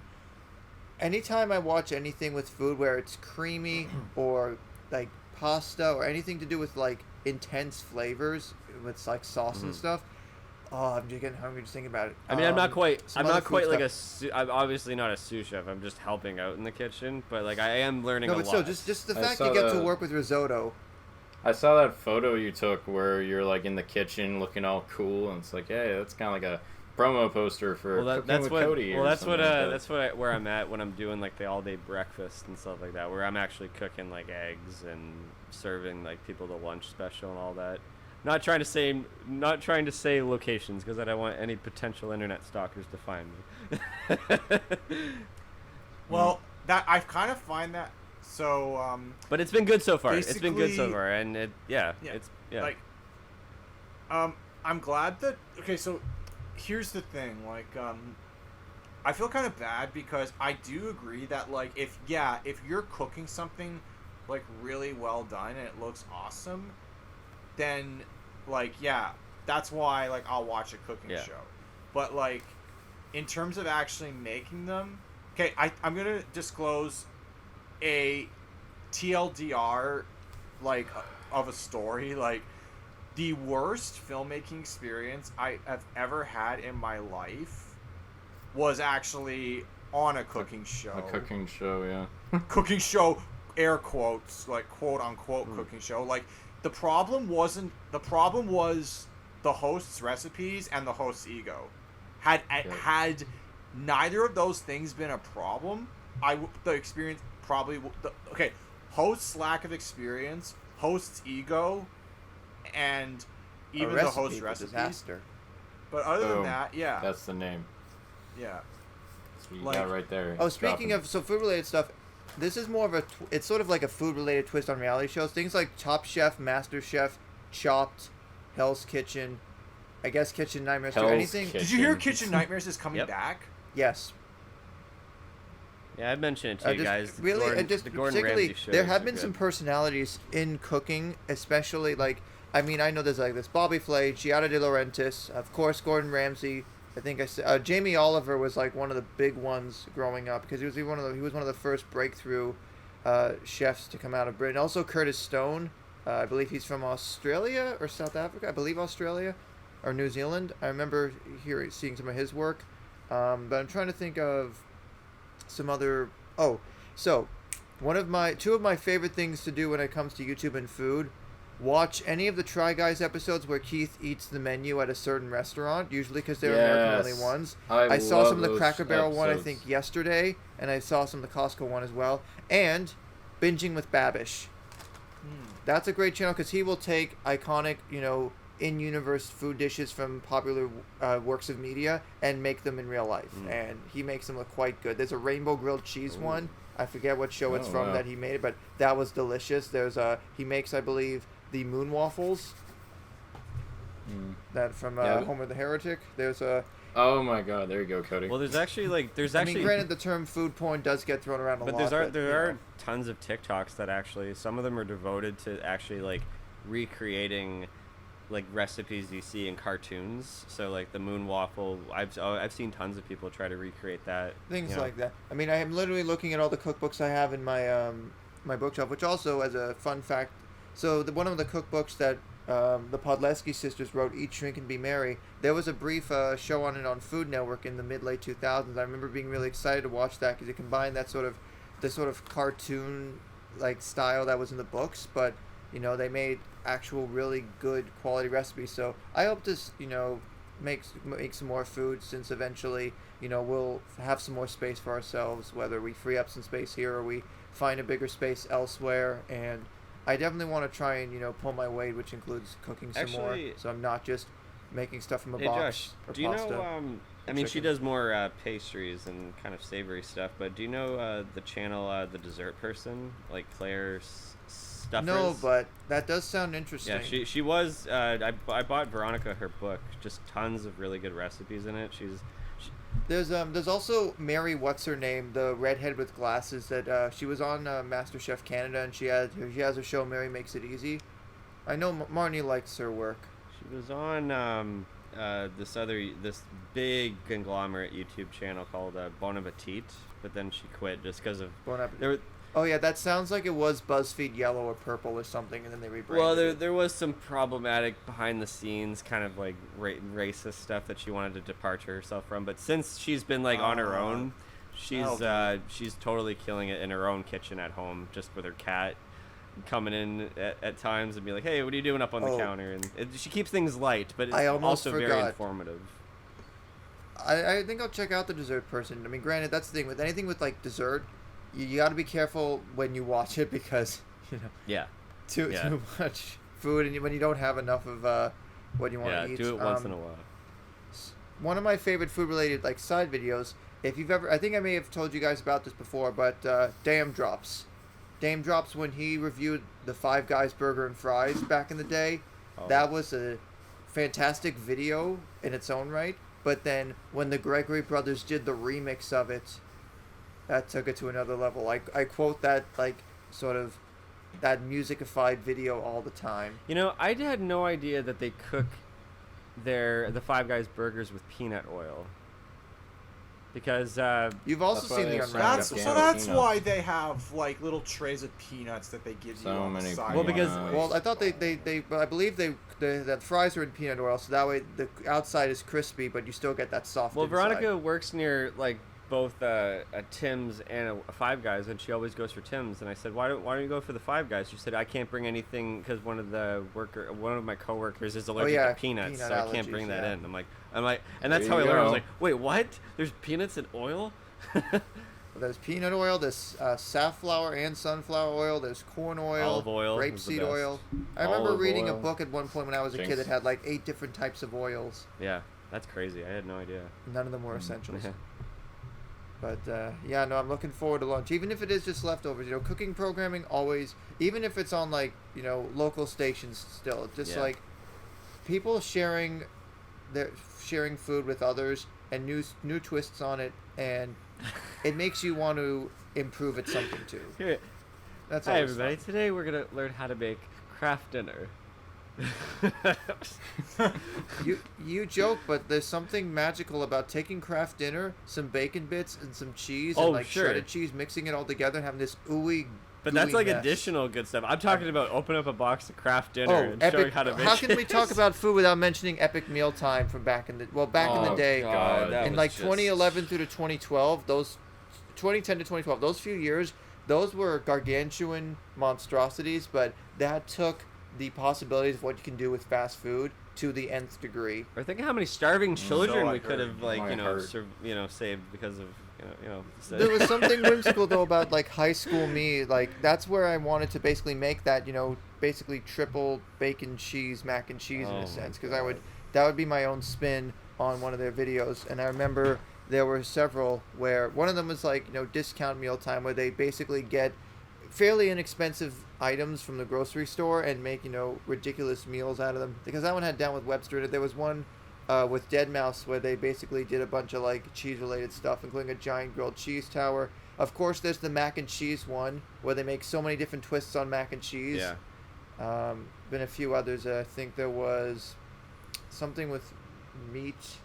There's a lot of meat ones. I can't remember them all off the top of my head, but fast food lasagna is also. Notice I'm mentioning all the ones with like carbs and pasta. Yeah, the pizza ones were ridiculous. Yeah. Oh, pizza. Oh yes. It was like the original fast food pizza. I remember the size of like a giant room. In my camp talking about that. It did lose its flavor, pun intended, after a while. But there was something magical about those original bits. It's like that with any major genre. When the first few things out there really start to hit big, and you're seeing it spread in real time, it's kind of fascinating that like you may never see it hit that peak again. Yeah. Mm-hmm. Peak, filling, cream filling. Stop. Twinkies. No. Oh, we don't have any of those. I don't have. Okay, well that's my third one. I guess that's Evan. Oh yeah. Hmm? You're up. Evan, go. Well, if you know me by now, like, I hate picking favorites of anything, quite honestly.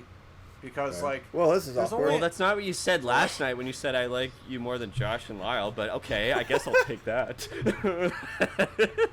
Oh, It's okay, we're not doing a friends tier list. You're better than me. I accept it. The best, the best. Nothing's ever going to keep you down. So what's your next one then? This genre I kind of always hold dear. I don't want to say it's my favorite. Because, like, the reason why...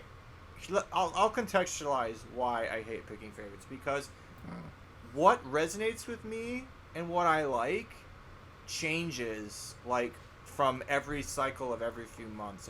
Yes, there are some things that have stayed with me my entire life. Like, Simpsons. I'll never stop liking... Well, I stopped liking that to a point. I'll never stop. No, wait. Well, You're like, Well, I love you The say Simpsons, but... Yeah, it's like, and then, but like, so case in point, the action-adventure genre is like, it's the genre that kind of makes me wanna, it drives my love of film and my passion for just creating stories, like, nice. that's kind of like why I got into this shtick, because it's like, yeah, like I'm saying, it's definitely one of like the genres that I hold the most dear. Like, I feel like I could just stop there and just not name anything, because when action adventure comes out, like the most iconic movies ever made come up, like Jaws, Jurassic Park, something about wars in a bunch of stars. Never heard of it. I don't know if any of you guys have heard of that. Never heard of it. But like, and there's a guy who walks on the sky. Who does he think he is? Jesus Christ. There's also Lord of the Rings you talked about before. Oh, Well, that's more yes. fantasy, I guess. Indiana frickin' Jones.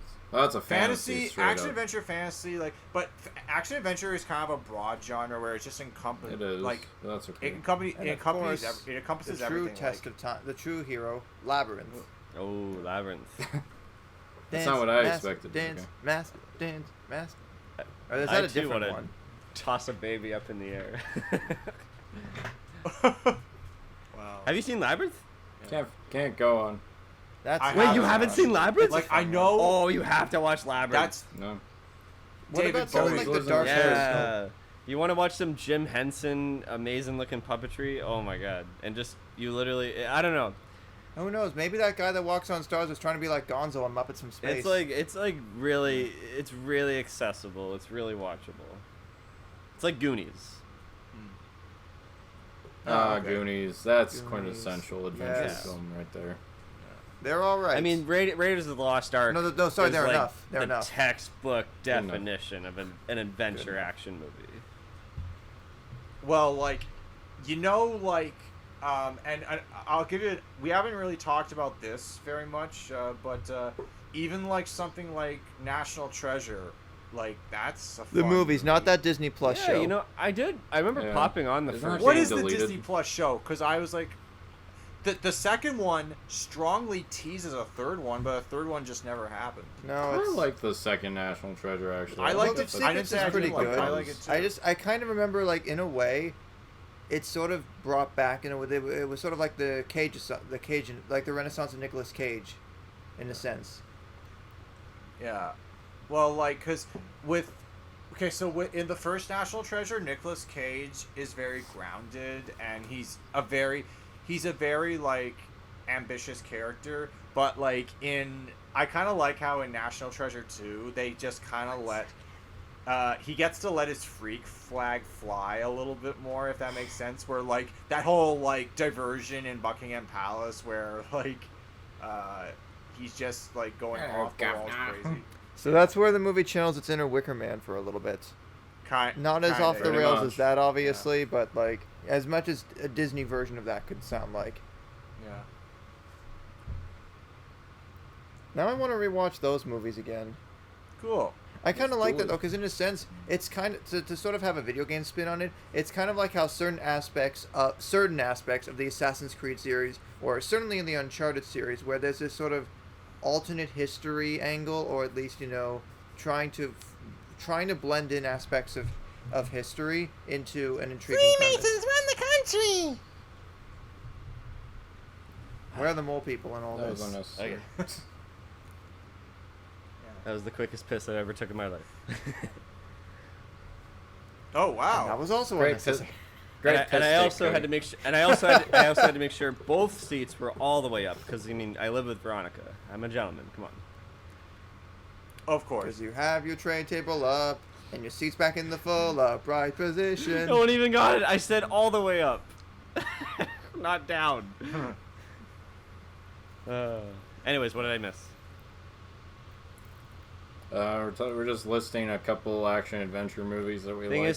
We were talking about how Josh was kind of comparing the National Treasure movies to like some video game, like There's like aspects of Uncharted or Assassin's Creed where like there's exploring. It usually has to do with stuff in a certain time period or from a certain time period, and there's tension in there, but it's more about a grander sense of exploration. I guess it is more in line with Uncharted, traversing the world to find great treasures. And then I dropped a Simpsons reference.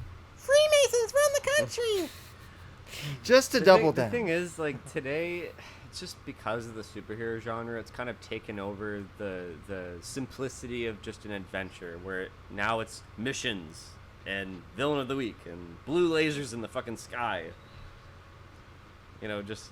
The blue lasers in the sky cliche kind of I'm glad it phased out, because when was the last time we're gonna see it in a couple weeks, because they just show flashbacks. Wait, were the lasers blue? Oh, wait. right! Were the lasers blue or gold? No Way Home. Well, not only that, I was gonna say, Yeah. don't they show flashbacks in the Flash of like Man of Steel days? And I saw that in the trailer. I'm like, oh, here we go Yeah. again, blue laser shit. Wait, I don't know. Cape shit and blue laser I find shit. that like it's now missions, I guess, is like your story, but like I just like the trek and the kind of like little obstacles you go through. Like, remember? Well, like, speaking of missions. Yeah, go ahead. Well, I mean, they're more like spy things, but like there is a lot of with like the Mission Impossible series. I mean, yeah, obviously the stakes seem to go up and up with each one, but just at the core of it is basically one very skilled guy and the team he works with. I love at least like from 3 onwards. Movies. Because the first one, what I loved about like the first, like I'd say half of them, is that it took the TV show and basically made it a lot more. It made it appeal a lot more to those that had never heard of the original TV show. Kind of like made it like a James Bond type of thing. But what I liked about it was that like it was always a different director with like a different style. Like a Brian De Palma is definitely way different than John Woo from the second one. Like Brian De Palma brings almost like a spy, espionage, old-fashioned looking thrill to it, and then John Woo was obviously over-the-top action, because that's what he's known for.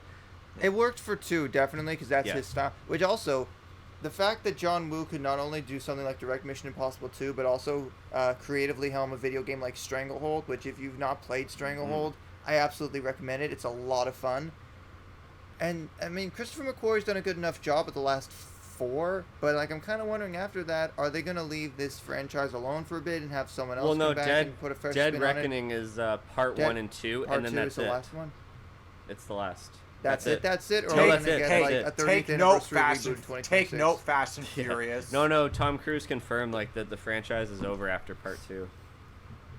Apparently, part 2 actually dives more into Ethan's like past a little bit more, because I know they dived into that a little bit more with Michelle Monaghan. They've got to make sure all those like things are closed. Because like Michelle Monaghan's character is really the only thing they dived into a little bit of a personal touch in 3 and parts of 5, I think.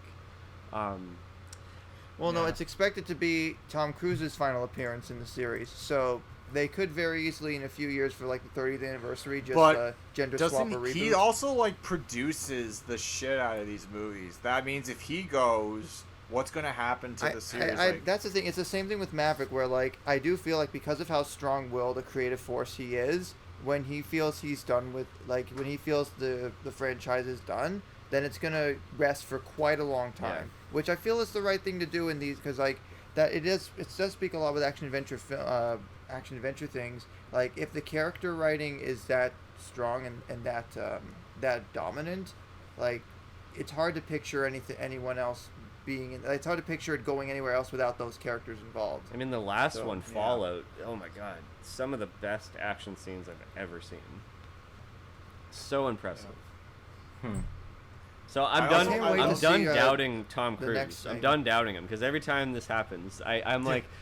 Again, I can't wait for Dead Reckoning Part 2 to just get a Best Sound Oscar. I loved the third one at the time when it came out, before Ghost Protocol came out. When I saw the trailer for Ghost Protocol, I was like, it might not be as good, and plus, it sounds like a video game. That was the best one at the time. I saw Rogue Nation in theaters and quite liked it. And then I saw I quite liked. And then Rogue Nation, I was like, nah, it's probably not gonna be as good as Ghost Protocol. And I liked the note. It was all right. This whole like 2. But I liked it. I liked it way more. But then when I found out that Christian McQuarrie is coming back to direct Fallout, I was like, no, I like the streak of it being a different director every time. But then Fallout is the fucking best one so far.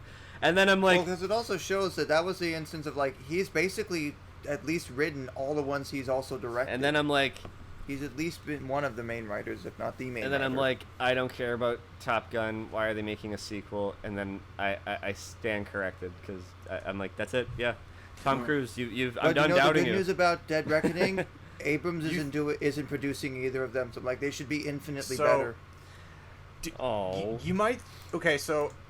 When I heard, believe it or not, as much as I love the first Top Gun, I likely have mentioned this, but I'll just hope.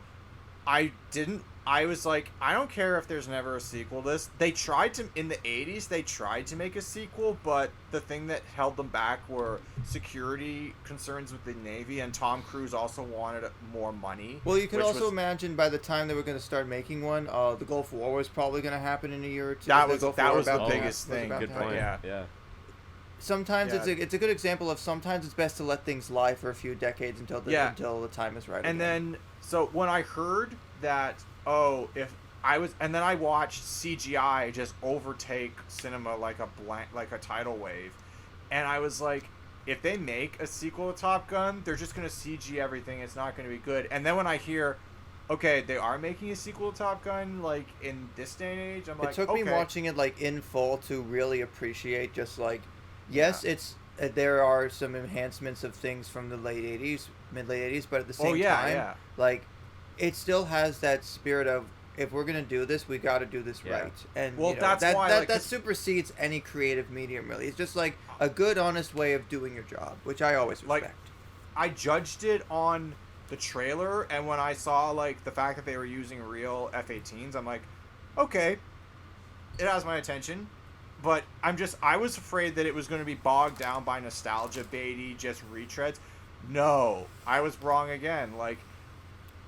I was just like, I'm probably just going to see it. I don't know if I'm going to love it. And then I wound up loving it probably just as much, if not more, than the first movie. So. In a way, action adventure does kind of combine aspects of thriller too, because there are like extreme stakes, like in Top Gun, where like there are 2 points in the movie where you think he's dead. I hope JP comes back into theaters next month. For a 30th anniversary. If they're going to bring back Return of the Jedi for its 40th anniversary. They should bring back JP. Back when dinosaurs were on Earth and not in space. I think it's safe to say Spielberg's definitely one of the heads of this sort of genre. He definitely, Bob Zemeckis. How can we not talk about Back to the Future? That's a good act. That's a sci-fi movie. It is more sci-fi with the time travel aspect. Well, this is not action adventure, but side note, if anyone has not seen a still on Apple TV Plus, I highly recommend it. I've seen ads for that one. Yeah. That's neither here nor there. Speaking of sci-fi,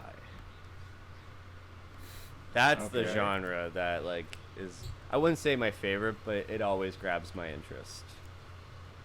It literally always. I don't know much about science, so if it's fictionalized science, it must be good. There's different types of sci-fis. I mean, I talked about it before, but cerebral type of sci-fi, like Ex Machina or Arrival, really gets me in this kind of headspace where it just feels kind of like I'm in a different environment. Even movies that I may not agree with the script per se, but I loved watching Prometheus when it first came out because I haven't seen the filmmaking was incredible. I felt like I was somewhere else. Two Aliens.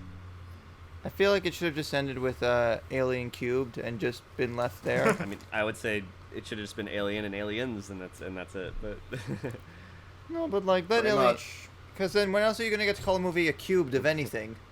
But unless you have Mithrigan. Actually, I don't know if you guys have seen the trailer for this new one, but it might just be a typical we've been there, done that. It kind of looks like a Terminator movie, but it's called The Creator. It's coming out this fall. It's isn't that Gareth Edwards? This is the guy who made Rogue One. Yeah. Oh, yeah, the Godzilla and Rogue One. The filmmaking alone, I'm watching this going okay, I would definitely see this on an IMAX screen just because the idea of sci-fi and just kind of grand visuals and scopes has always fascinated me. One year, I remember KJ and I saw both. I love how they advertise from the director of Rogue One. Ah, yes, the one where everybody died at the end because it was all for nothing. Not from the director of Godzilla 2014. And Monsters. His first film, Monsters, was actually pretty good. But I remember one year we saw. Not to be confused with Monster, which is the first film of Patty Jenkins. Right. I was actually gonna say for psychological those are the ones that crime stuff. Monster is actually a really great example of you really do feel for Charlize Theron's character in some parts. It's like a drama thriller almost. But Oblivion and Elysium came out the same year, and I didn't. I just went base slowly. I went base slowly on just. So I don't know if this counts as science fiction or action adventure, but Edge of Tomorrow / Live Die Repeat, depending on where you live in the world. That surprised the hell out of me. Again, going back to I'm done doubting Tom Cruise, but I didn't care about seeing that. I was fine, okay, I guess I'll go see it, and it won me over. I was like, this is really cool. Really cool Groundhog Day type of premise. Now, is Groundhog Day a science fiction film or a fantasy film? Well, there's Groundhog Day, there's Edge of Tomorrow, there's Source Code, which is Groundhog Day, but... I think it's more fantasy. There's no scientific explanation for the phenomenon that Bill Murray experiences. Honestly, that makes the movie work. They don't... The fact that they don't... The twist is Venkman died the whole time, and Groundhog Day is his purgatory. He didn't make it out of crossing the streams. But take that, Ghostbusters, too. How do you explain #, the ending? Venkman is dead. I would say that Groundhog Day is a comedy with a unique premise. Yeah. That's the beauty of it is they don't... the filmmakers struggled to... The filmmakers deliberated on whether or not to explain the reason District 9 is another interesting They just kind of go with example. it. Why is he stuck in a time loop? Who cares? He just is. It's because he's an arrogant guy. I think he needs to go through a kind of a change. Yeah. Yeah. We got to claim this. He is part Canadian. But also, Lyle, before we end this whole show, so to speak, you've always asked me, what's a perfect movie? And I always go, there is no fucking perfect movie. I'm like, even Pulp Fiction, the gunshots are in the fucking background before. That's a flaw. That's not perfect. They could digitally alter that. If you want to know, okay, I'll say it. The perfect fucking movie is Back to the Future. It's a perfect movie. The first Back to the Future. It's a perfect fucking movie. I'm not kidding. That's one of the greatest. There didn't need to be ever. two others. It wasn't bad there were two others, but they declined in quality after the first. Back to the Future was a solid. wonderful fluke. It didn't have to be a trilogy, but I'm happy it still worked as a trilogy in the end. But the first film itself is like every fucking. You want to talk about genres? This is every genre in one movie. Yeah. It's kind of like how I don't know, Fight Club unless is every Biff genre tries in to one take over the movie. world, it's not that going to be that much of a psychological thriller. It's like action, comedy, romance, sci-fi, period piece even. I mean, in the third movie, it's a western, so even that. There's no meta humor There's though. Time travel, just post-apocalyptic in the second one. It's even a war film. Recasting and not and ignoring the plot holes. It's even a war film because of the Olympians. Like, oh damn! like every genre you can think of is in Back to the Future. It's wonderful. You want, not to stray from this topic, but if you want to talk about amalgamation movies that just combine every genre, the recent Best Picture winner is every genre. It's the title could not be more coherent to what it's about. All at once. Everything everywhere all at once. Chicken dogs. Very, very true. No, I have chicken hot dogs in the fridge. There's two types of there's two types of people in this world: the ones that love Star Trek and the ones that love Star Wars. And I fancy myself more as like I love Star Wars. Perhaps I can probably grow out of it a bit more. And there's the people in the middle that feel slightly indifferent towards either because it's either one or the other. And I thought only something deals in absolutes. Well, I mean, I tried. Oh, there's so many subgenres. I've seen all the Star Trek movies, but like one day I will try like Next Gen and like the original show. It's just I haven't got to the because it's like I've not seen. I want to see the Wrath of Khan one day, and I remember seeing a bit of the Next Generation and really enjoying it. I think that might be on Paramount Plus because it is Star Trek, which is CBS. It's like you think Star Trek. Okay, in order to blast off, they go into the science and they start talking about it, and then they think, does this go against the Prime Directive? And they start talking politics and science and all that. And when I'm just like, I like the simplicity of Chewie, punch it, So yeah. I think there's a side of me that wants to grow out of that, but at the same time, put it in hyperdrive. Pray to God. But there's a side of me that's like, I'm gonna obviously grow older and grow obviously more. I'll grow out of Star Wars. Well, I kind of am, I guess, but I don't know. But like, but like, ish. It'll hold a place in my heart for sure. But to get into newer things, I'm happy that at least Star Trek is right there in front of me on a platter. Like I can just feast on it any time, and just like, I mean, my favorite Pixar movie is WALL-E. There's so many, like, sci-fi is kind of been rooted with me. Like I like I remember the I can go on about it, but like it's like I remember the first time watching like Total Recall and RoboCop. Oh, Verhoeven. And it's like the action and everything and the stuff is all the icing on the cake, but I was more just like into the commentary behind it all because that's what sci-fi is about. Especially with Total Recall, the blurring of the realities between what is actually conjured memories and what was his actual lived experience. Like Paul Verhoeven's very the themes and the regard. theme, like Starship Troopers and RoboCop. Starship Troopers, another one. I gotta watch that again. It's been a while. RoboCop. Speaking of RoboCop itself, it's just like one of those great examples. Sorry, I know. No, it's like, I don't know if it's more of a sci-fi thing, maybe not, but just like the idea of, you think of vigilante characters. RoboCop's kind of like that. He doesn't really serve a side per se. He just tries to. He has a prime directive, but yeah. Oh, speaking of sci-fi, Dredd, yeah. That's excellent. Well, that's a great example of a remake excellent done well. dystopian comic series, but really solid adaptations. Like that's why if there's a movie that kind of had a neat idea but wasn't executed well, I'm all for it getting like another chance. I agree. But I think there's so many subgenres for sci-fi. That's the thing. That's why we could be here easily another 6 hours. Like post-apocalypse movies we could alone. Do an entire episode dedicated to sci-fi alone. But to sum it up, I think that sci-fi works best for me when it's talking about like the commentary and the themes of humanity, when really just all the other superficial tech is all just like the outside stuff. What it really is at its heart is about us. Oh wait, sci-fi, dude, Videodrome. How did we forget Cronenberg? Body horror in general. Well, Videodrome is more like it. Because I was thinking, I don't know of many films that have more of a steam or cyberpunk angle. Well, I guess for cyberpunk you have the game and you have Edge Runners, the anime based on the game, and also the book. There's series also like soft sci-fi stuff series. like Primer and What was that one? The guy Upstream Color. Yeah, same director. That's a great one. Okay, Upstream Color. I only heard of that because of Shane Carruth's score, which I still have yet to hear. But I remember, I think an online friend of mine like 10 years ago was saying that was a really good film. Eternal Sunshine of the Spotless Mind, or Her, like just the Charlie Kaufman kind of, unique ideas. Hey, like, you want a movie that I regard as perfect? Her is a movie I regard as perfect. There are actually several movies. We are almost that I regard there as perfect. in terms of Her being like our reality. I know, because True. we have Scary. AIs. No, then it's and it. People are Chapter 3. People are actually dating like algorithms. This AI generated like, stuff is both Well, actually, fascinating, if you want to take scary, okay, here's a weird but also tidbit. when I'm looking at it closely, I'm like, we're not quite there yet.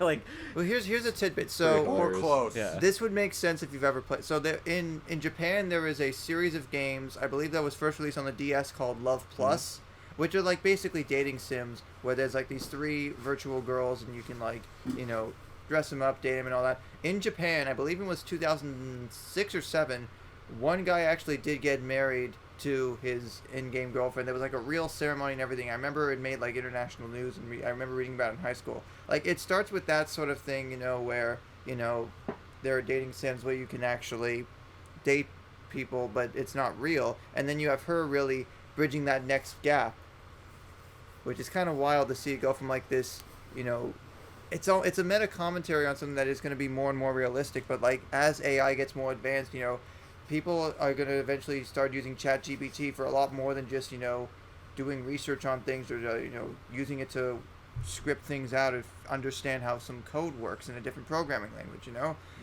This is kind of who's next, by the way? Because I have one last one, but I kind of have a commentary on some other stuff I want to try and I'm Oh, on my last one too. Because like with AI and stuff, this is a big thing with the writer's strike going on at this very moment, is the prevalence of AI, and where I feel like it's a matter of time before that becomes a very real threat to screenwriting. Well, threat is in how the unions There is a view it and conversation going on amongst the cinematography community where it's like, could AI jeopardize careers? Could human cinematographers lose their jobs to AIs? It was like with the Industrial Revolution when machines began doing a lot of the work that humans initially did, but humanity adapted. Yeah. And I feel like it's just how can you use parts of it to streamline the process without fully eliminating a lot of the jobs. Is there going to be some redundancy? Sure, because there are in some industries like that, but it's hard to completely ignore it because it is here to stay. But it's the same thing with, like, ironically, a lot of the reasons why I think some of the genres I picked are lean more towards unscripted is because this strike is expected to go through the fall, if not possibly through to the end of the year. So it's going to be a long TV season coming up, and because unscripted programming is a lot cheaper to make, the major networks are going to rely a lot more on it because that's you've what seen some of the network upfronts last few weeks. At the end of the 90s and the early 2000s, I remember reading Greg Sestero's book, The Disaster Artist, because as a young, up-and-coming actor who had just landed the lead in a feature film, after his feature film, his acting career between his debut feature, which was Retro Puppet Master and The Room, between those 2 projects, his acting career almost fizzled out because, like, reality TV was a legitimate threat to scripted television, and, like, producers were sinking more. It seemed like, why would we hire trained actors to do TV shows when civilians are willing to eat bugs on camera? Those are his words. So I think if anybody's going to lose their job over AI, they should get the biggest severance pay that everyone has ever seen. if it comes, if we're gonna push see comes how to it's gonna shove, and shake that's out. what happens, I'm hoping it for doesn't that. go all the way through to the end of the year because it's not even June now and it's been almost a full month. But it sort of ties into some of my my earlier picks. It's already almost 1:45. I guess I should just take my last pick and then I'll eat some lunch myself. Go ahead and make sure. So, I mean, I'm gonna cut the line just this once because I don't have a fast pass or anything. Whatever they Genie Plus, whatever they call it, Disney. I guess Evan has to do that too. He'll cut ahead of me too. It's fine. We still love you. What's your genre? Okay, so mine is more of a general pick, but it has to do with a lot of. It has like aspects in some of the earlier ones, educational programming, but more specifically, it's general interest stuff. But I pretty much put it as whenever I want to learn more about local communities, whether it's stuff in the general area or cities in America or around the world, I'll put on a nice, local channel, specifically public broadcasting service. Public access. Now, of course, I've television. talked about. Well, public access in a sense. PBS has been. I mean, Evan and I did a whole episode on Arthur last year, but that was just one aspect of. I think why that network is so important, just because it gives me that feeling of community television that, especially at least in the GTA, I don't really see much of it all now. I mean, Evan was telling the story about we used to do co-op in high school. We did co-op at the local Rogers TV station in Richmond Hill, and that was really fascinating because you learn just how much goes into making even small scale television productions, and you see a lot of the work that goes live show into, for an hour. even if it's just an hour. Commercial breaks. I got along. I felt with a good chunk of the people there, and I was really just appreciative of the process, even if it was complex at times. But with PBS, there's stuff like, even watching a show like Nova, there are some really fascinating topics they cover on there. It's been going for over half a century now. I think we watched one last week, Your Brain, Perception, Deception, where basically are the things you're seeing, is it actually all there, or is your brain filling in the gaps? Because apparently you only see parts of things with your vision, and your brain reconstructs the missing pieces. It's just fascinating to see what sort of topics they cover. Josh, and also, have you seen Cosmos? I've heard of Cosmos. The Neil deGrasse Tyson one. I've heard of it, I believe, because really it's the reboot of the original one that Carl Sagan did in the 70s, right. I think. So I think I checked it out. It seemed okay. I don't know if that's because of Seth MacFarlane involvement. Odyssey? I think that's the full title. That probably sounds right. There's also some things that tie into other genre that I talked about. There was something the championship of which was just last week, a high school quiz show, where basically it's like if there were trivia clubs at high schools in Massachusetts, they all compete against each other in a tournament, and the winner gets a trophy. I'm not sure if there's a cash prize. There might be. There's cooking programming on there. There's sometimes I've seen some of these, but like the Masterpiece shows, things like Downton Abbey, or right now like Sanditon, or All Creatures Great and Small, or Tom Jones, like the British programming that appeals more to our parents' generation, but still has some sort of interesting, landscape shots based on where it's filmed. The arts programming, stuff like NYC Arts, which is on the New York City PBS station. You learn a lot about some of the art exhibits going on in museums down there. And just the fact that a lot of it is based on, regular people, like people donating, and just like, it's really, the public has a lot more of a say in what goes on. It takes me back to that simpler time, even watching a show like Check Please, where at the Bay Area one, where in, San Francisco or in that area, people talk about their favorite restaurants. I miss when Rogers TV was on here, and there were kind of shows like that. I guess it did kind of take those stations being closed down in 2017 to, make me appreciate what was there. So I hope that there's, avenues for people to learn about the community around them.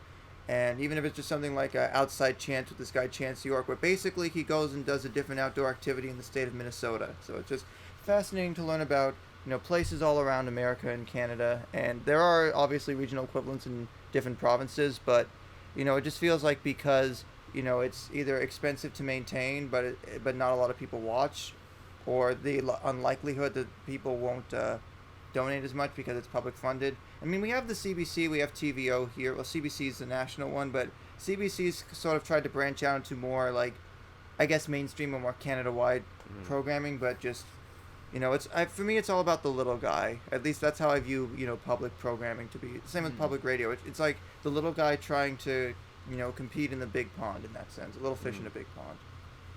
But I figure if this is going to be the penultimate episode, I gotta, shill for PBS at least once, because between WNED, GBH, 13, which is New York City's PBS station, a few other ones, KQED, other ones across the country, WTTW, PBS has done a lot for people, especially like even being as a young kid that like to learn things, and I still like to learn things and like to be knowledgeable.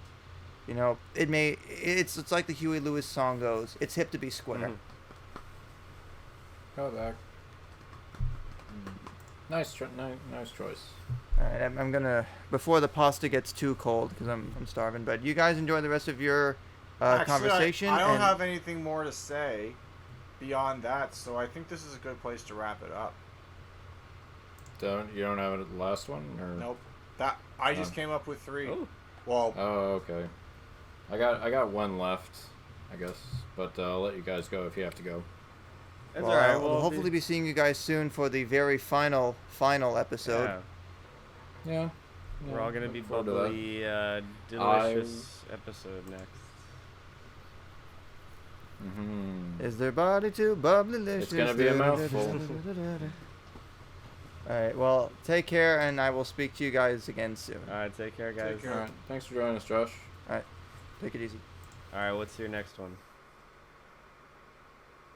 What's my last one?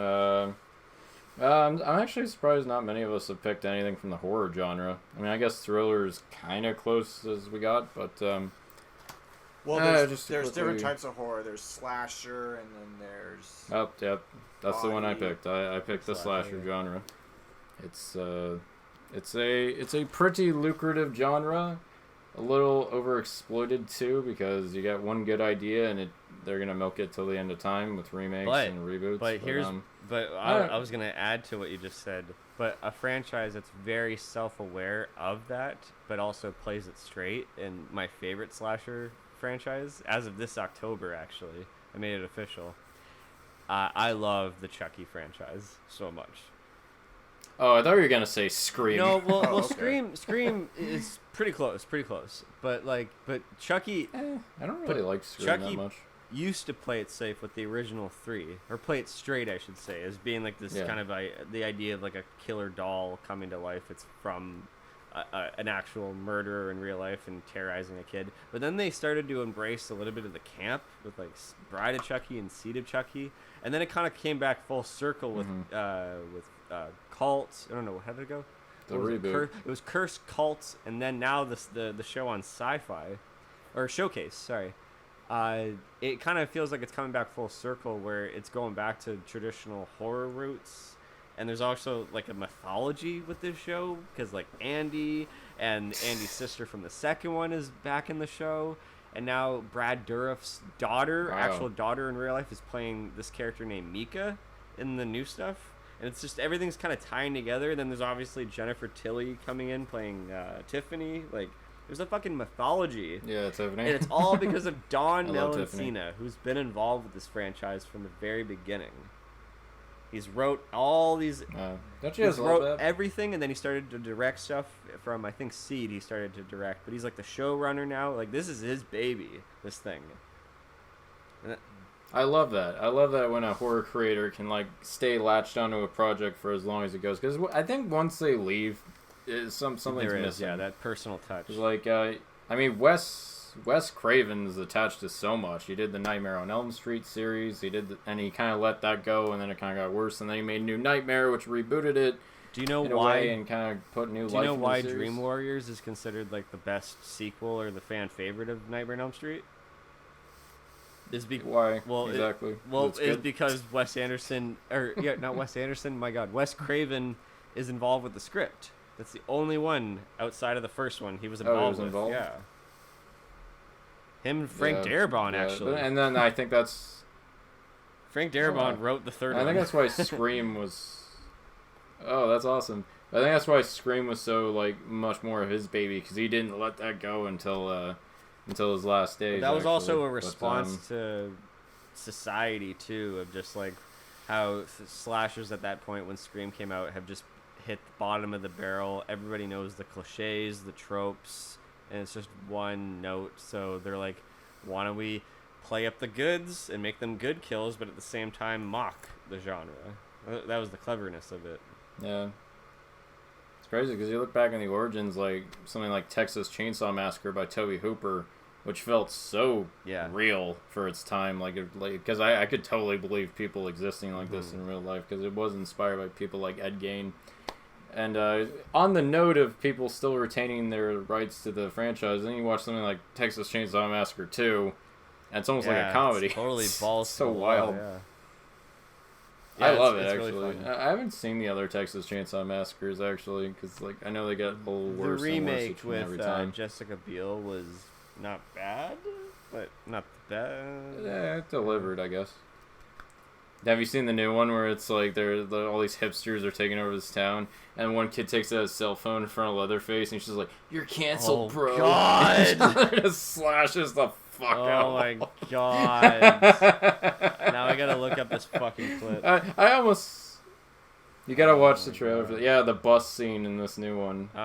The thing all with these horror is that getting killed. You take it The Exorcist. Yes, there's horrifying things that happen in it, but at the core, it's a human family drama. Like, there's a lot of parts devoted to drama in that movie.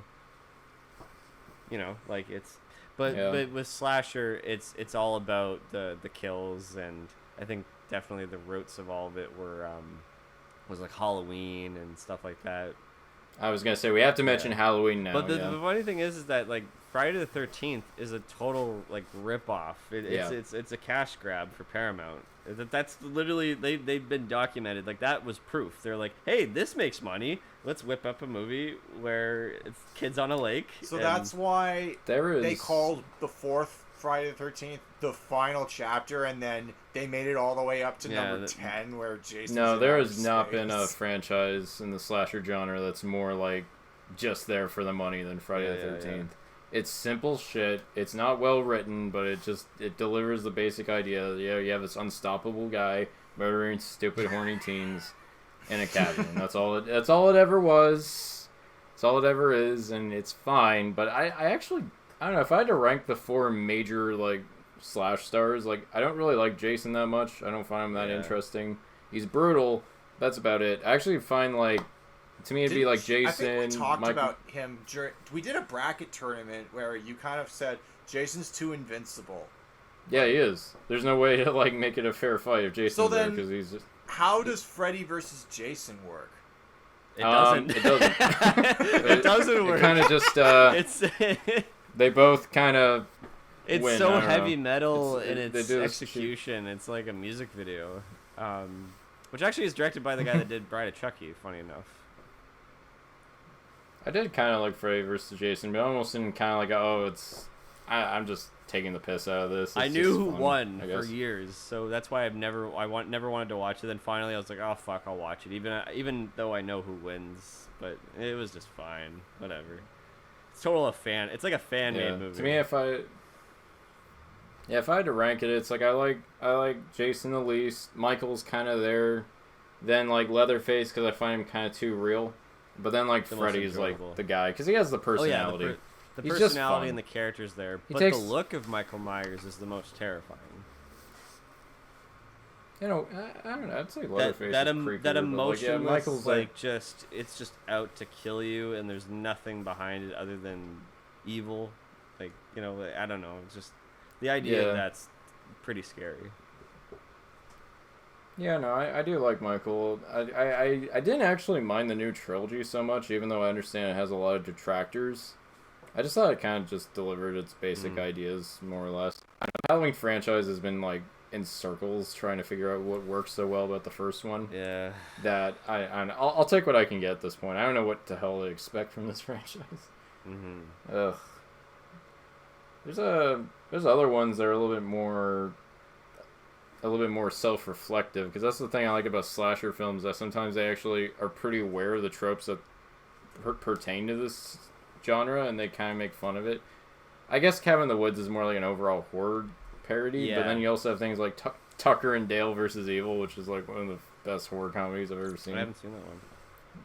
Oh, you haven't? It's like two rednecks who are like just having a little vacation in the woods, and these teens are getting killed around them. And the joke is like the teens think the rednecks are the serial killers, and the rednecks are like, "Oh God, there's kids dying everywhere. What the hell?" Yeah. Yeah. I also, I think I've said this 1,000 times, but like X is like one of my favorite new modern slasher films. Oh yeah. Just the fact that like I actually give a shit about. I know every character's name. It's weird. I don't know that much about other people. They're just like, you're dispensable. Have you seen it's those? Just like, oh Evan? no. X or Pearl? No, like I'm not a horror guy. No, like, it's not. maybe if one of you or both of you want to watch it with me, like you can come by my place and we'll watch it. Ooh, marathon. Well, That'd be cool. Well, I think film marathon. X is definitely like straightforward, like slasher. Like that's what it is. Pearl is It follows actually all more the of basic beats. Pearl's more of a character study than a It's a slasher. psychological horror film. Yeah, I think I like Pearl a little bit more. That's a general consensus. I'm very excited for Maxine, though. I've never seen a horror trilogy. It just kind of came out of nowhere, had 2 releases in 1 year, and then it's like, the third one's coming, and I'm like, wow, the trilogy's almost over. Oh, man. Michael and I kind of had an unwritten tradition. We went to go see X together, then we're like, okay, let's just go see Pearl. But how about we all just get together and watch Maxine when that comes out? I'm down, the 3 of us, to watch the third installment. And Evan, if you like it, too. Don't you mean Evan, if Michael? Yeah, if you like it, Evan, you could definitely tag along. Definitely. Yeah, you have to watch it though. I'll see if start me up with like X and Pearl. Oh, actually, what's better? Do you want to start with X and then Pearl, or do you want to start with Pearl and then X? Well, because Pearl's a prequel. Pearl's a prequel. That's why. Yeah. It's hard to say. Okay, so maybe it'd be an interesting experiment. It'd be an interesting experiment on Evan to go That's Pearl then X. Yeah. Now you know what? That's what I'm saying. It'd be interesting. Yeah. I'm sorry that this is like I don't want to stray too far, but with Dial of Destiny coming out, if I marathon the indie films, I might start with Temple of Doom first, okay, just to see how it all plays out. Because the chronology, like they call it the Indiana Jones trilogy, but for a long time, I actually thought Temple of Doom took place after. But then I was like, oh, just pay attention to the dates. Right. But yeah, I don't know too many others to mention. I guess Candyman's another pretty decent one, although that's more of a ghost story. The original and the kind of, I wouldn't even say remake. I would say a late sequel reboot almost. It was actually pretty good. I heard good things about it. Yeah, I saw the first one. I thought it was all right. Yeah, Phantasm isn't really a slasher movie. It is in some ideas, but it's more like a supernatural film. It's funny how Phantasm Part 2, it reminded me of just how the course of path that the Evil Dead franchise went. Where, like, the first one's, like... It's very comparable to Evil Dead. Yeah. I'm glad you said that. Yeah. Yeah. But I don't even think Evil Dead's a slasher movie. That's just, like, a straight-up supernatural comedy. But, at least the second one is. Okay, I don't have a lot of time, but like, as someone who's seen the first 2 Evil Dead movies, it's like people have debated whether or not it's a comedy, and it's like, yeah, there's comedy elements for sure, but it's like, why do people think this is a comedy? This is just monotonous gore for monotonous gore's sake. Like, it's an interesting premise. Oh, Evan. And it pushed the what? I don't know. It's just like, hey, these are not my words. These are just the words of like someone who's like. Who'd seen it, yeah. I don't like Pulp Fiction. It has too much shooting in it. Hey.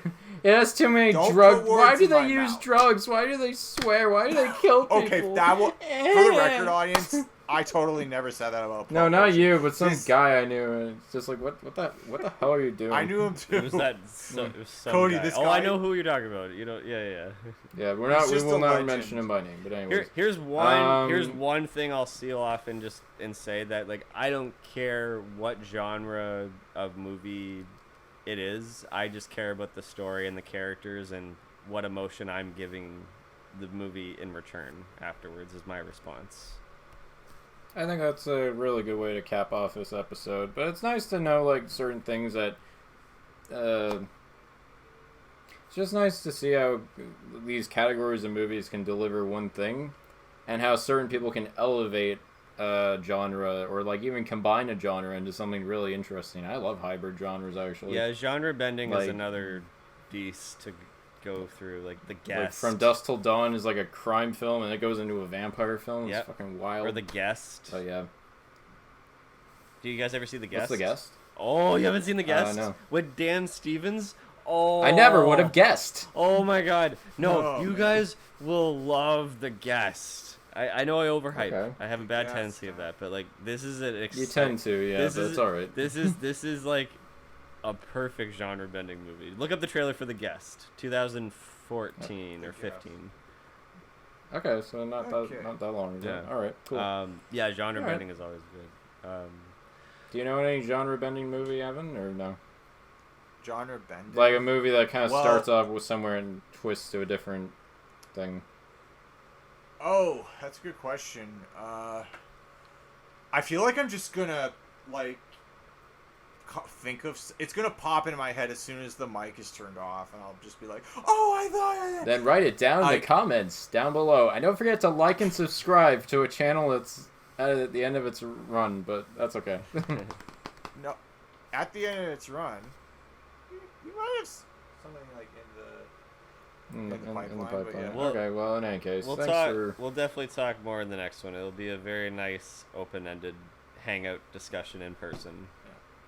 I'm looking forward to that. Me too. Thanks all for listening. Let us know what kind of movies you like to watch, and yeah, well, I hope you enjoyed this latest episode, so to speak. Take care. Bye folks. bye. Bye bye. The end.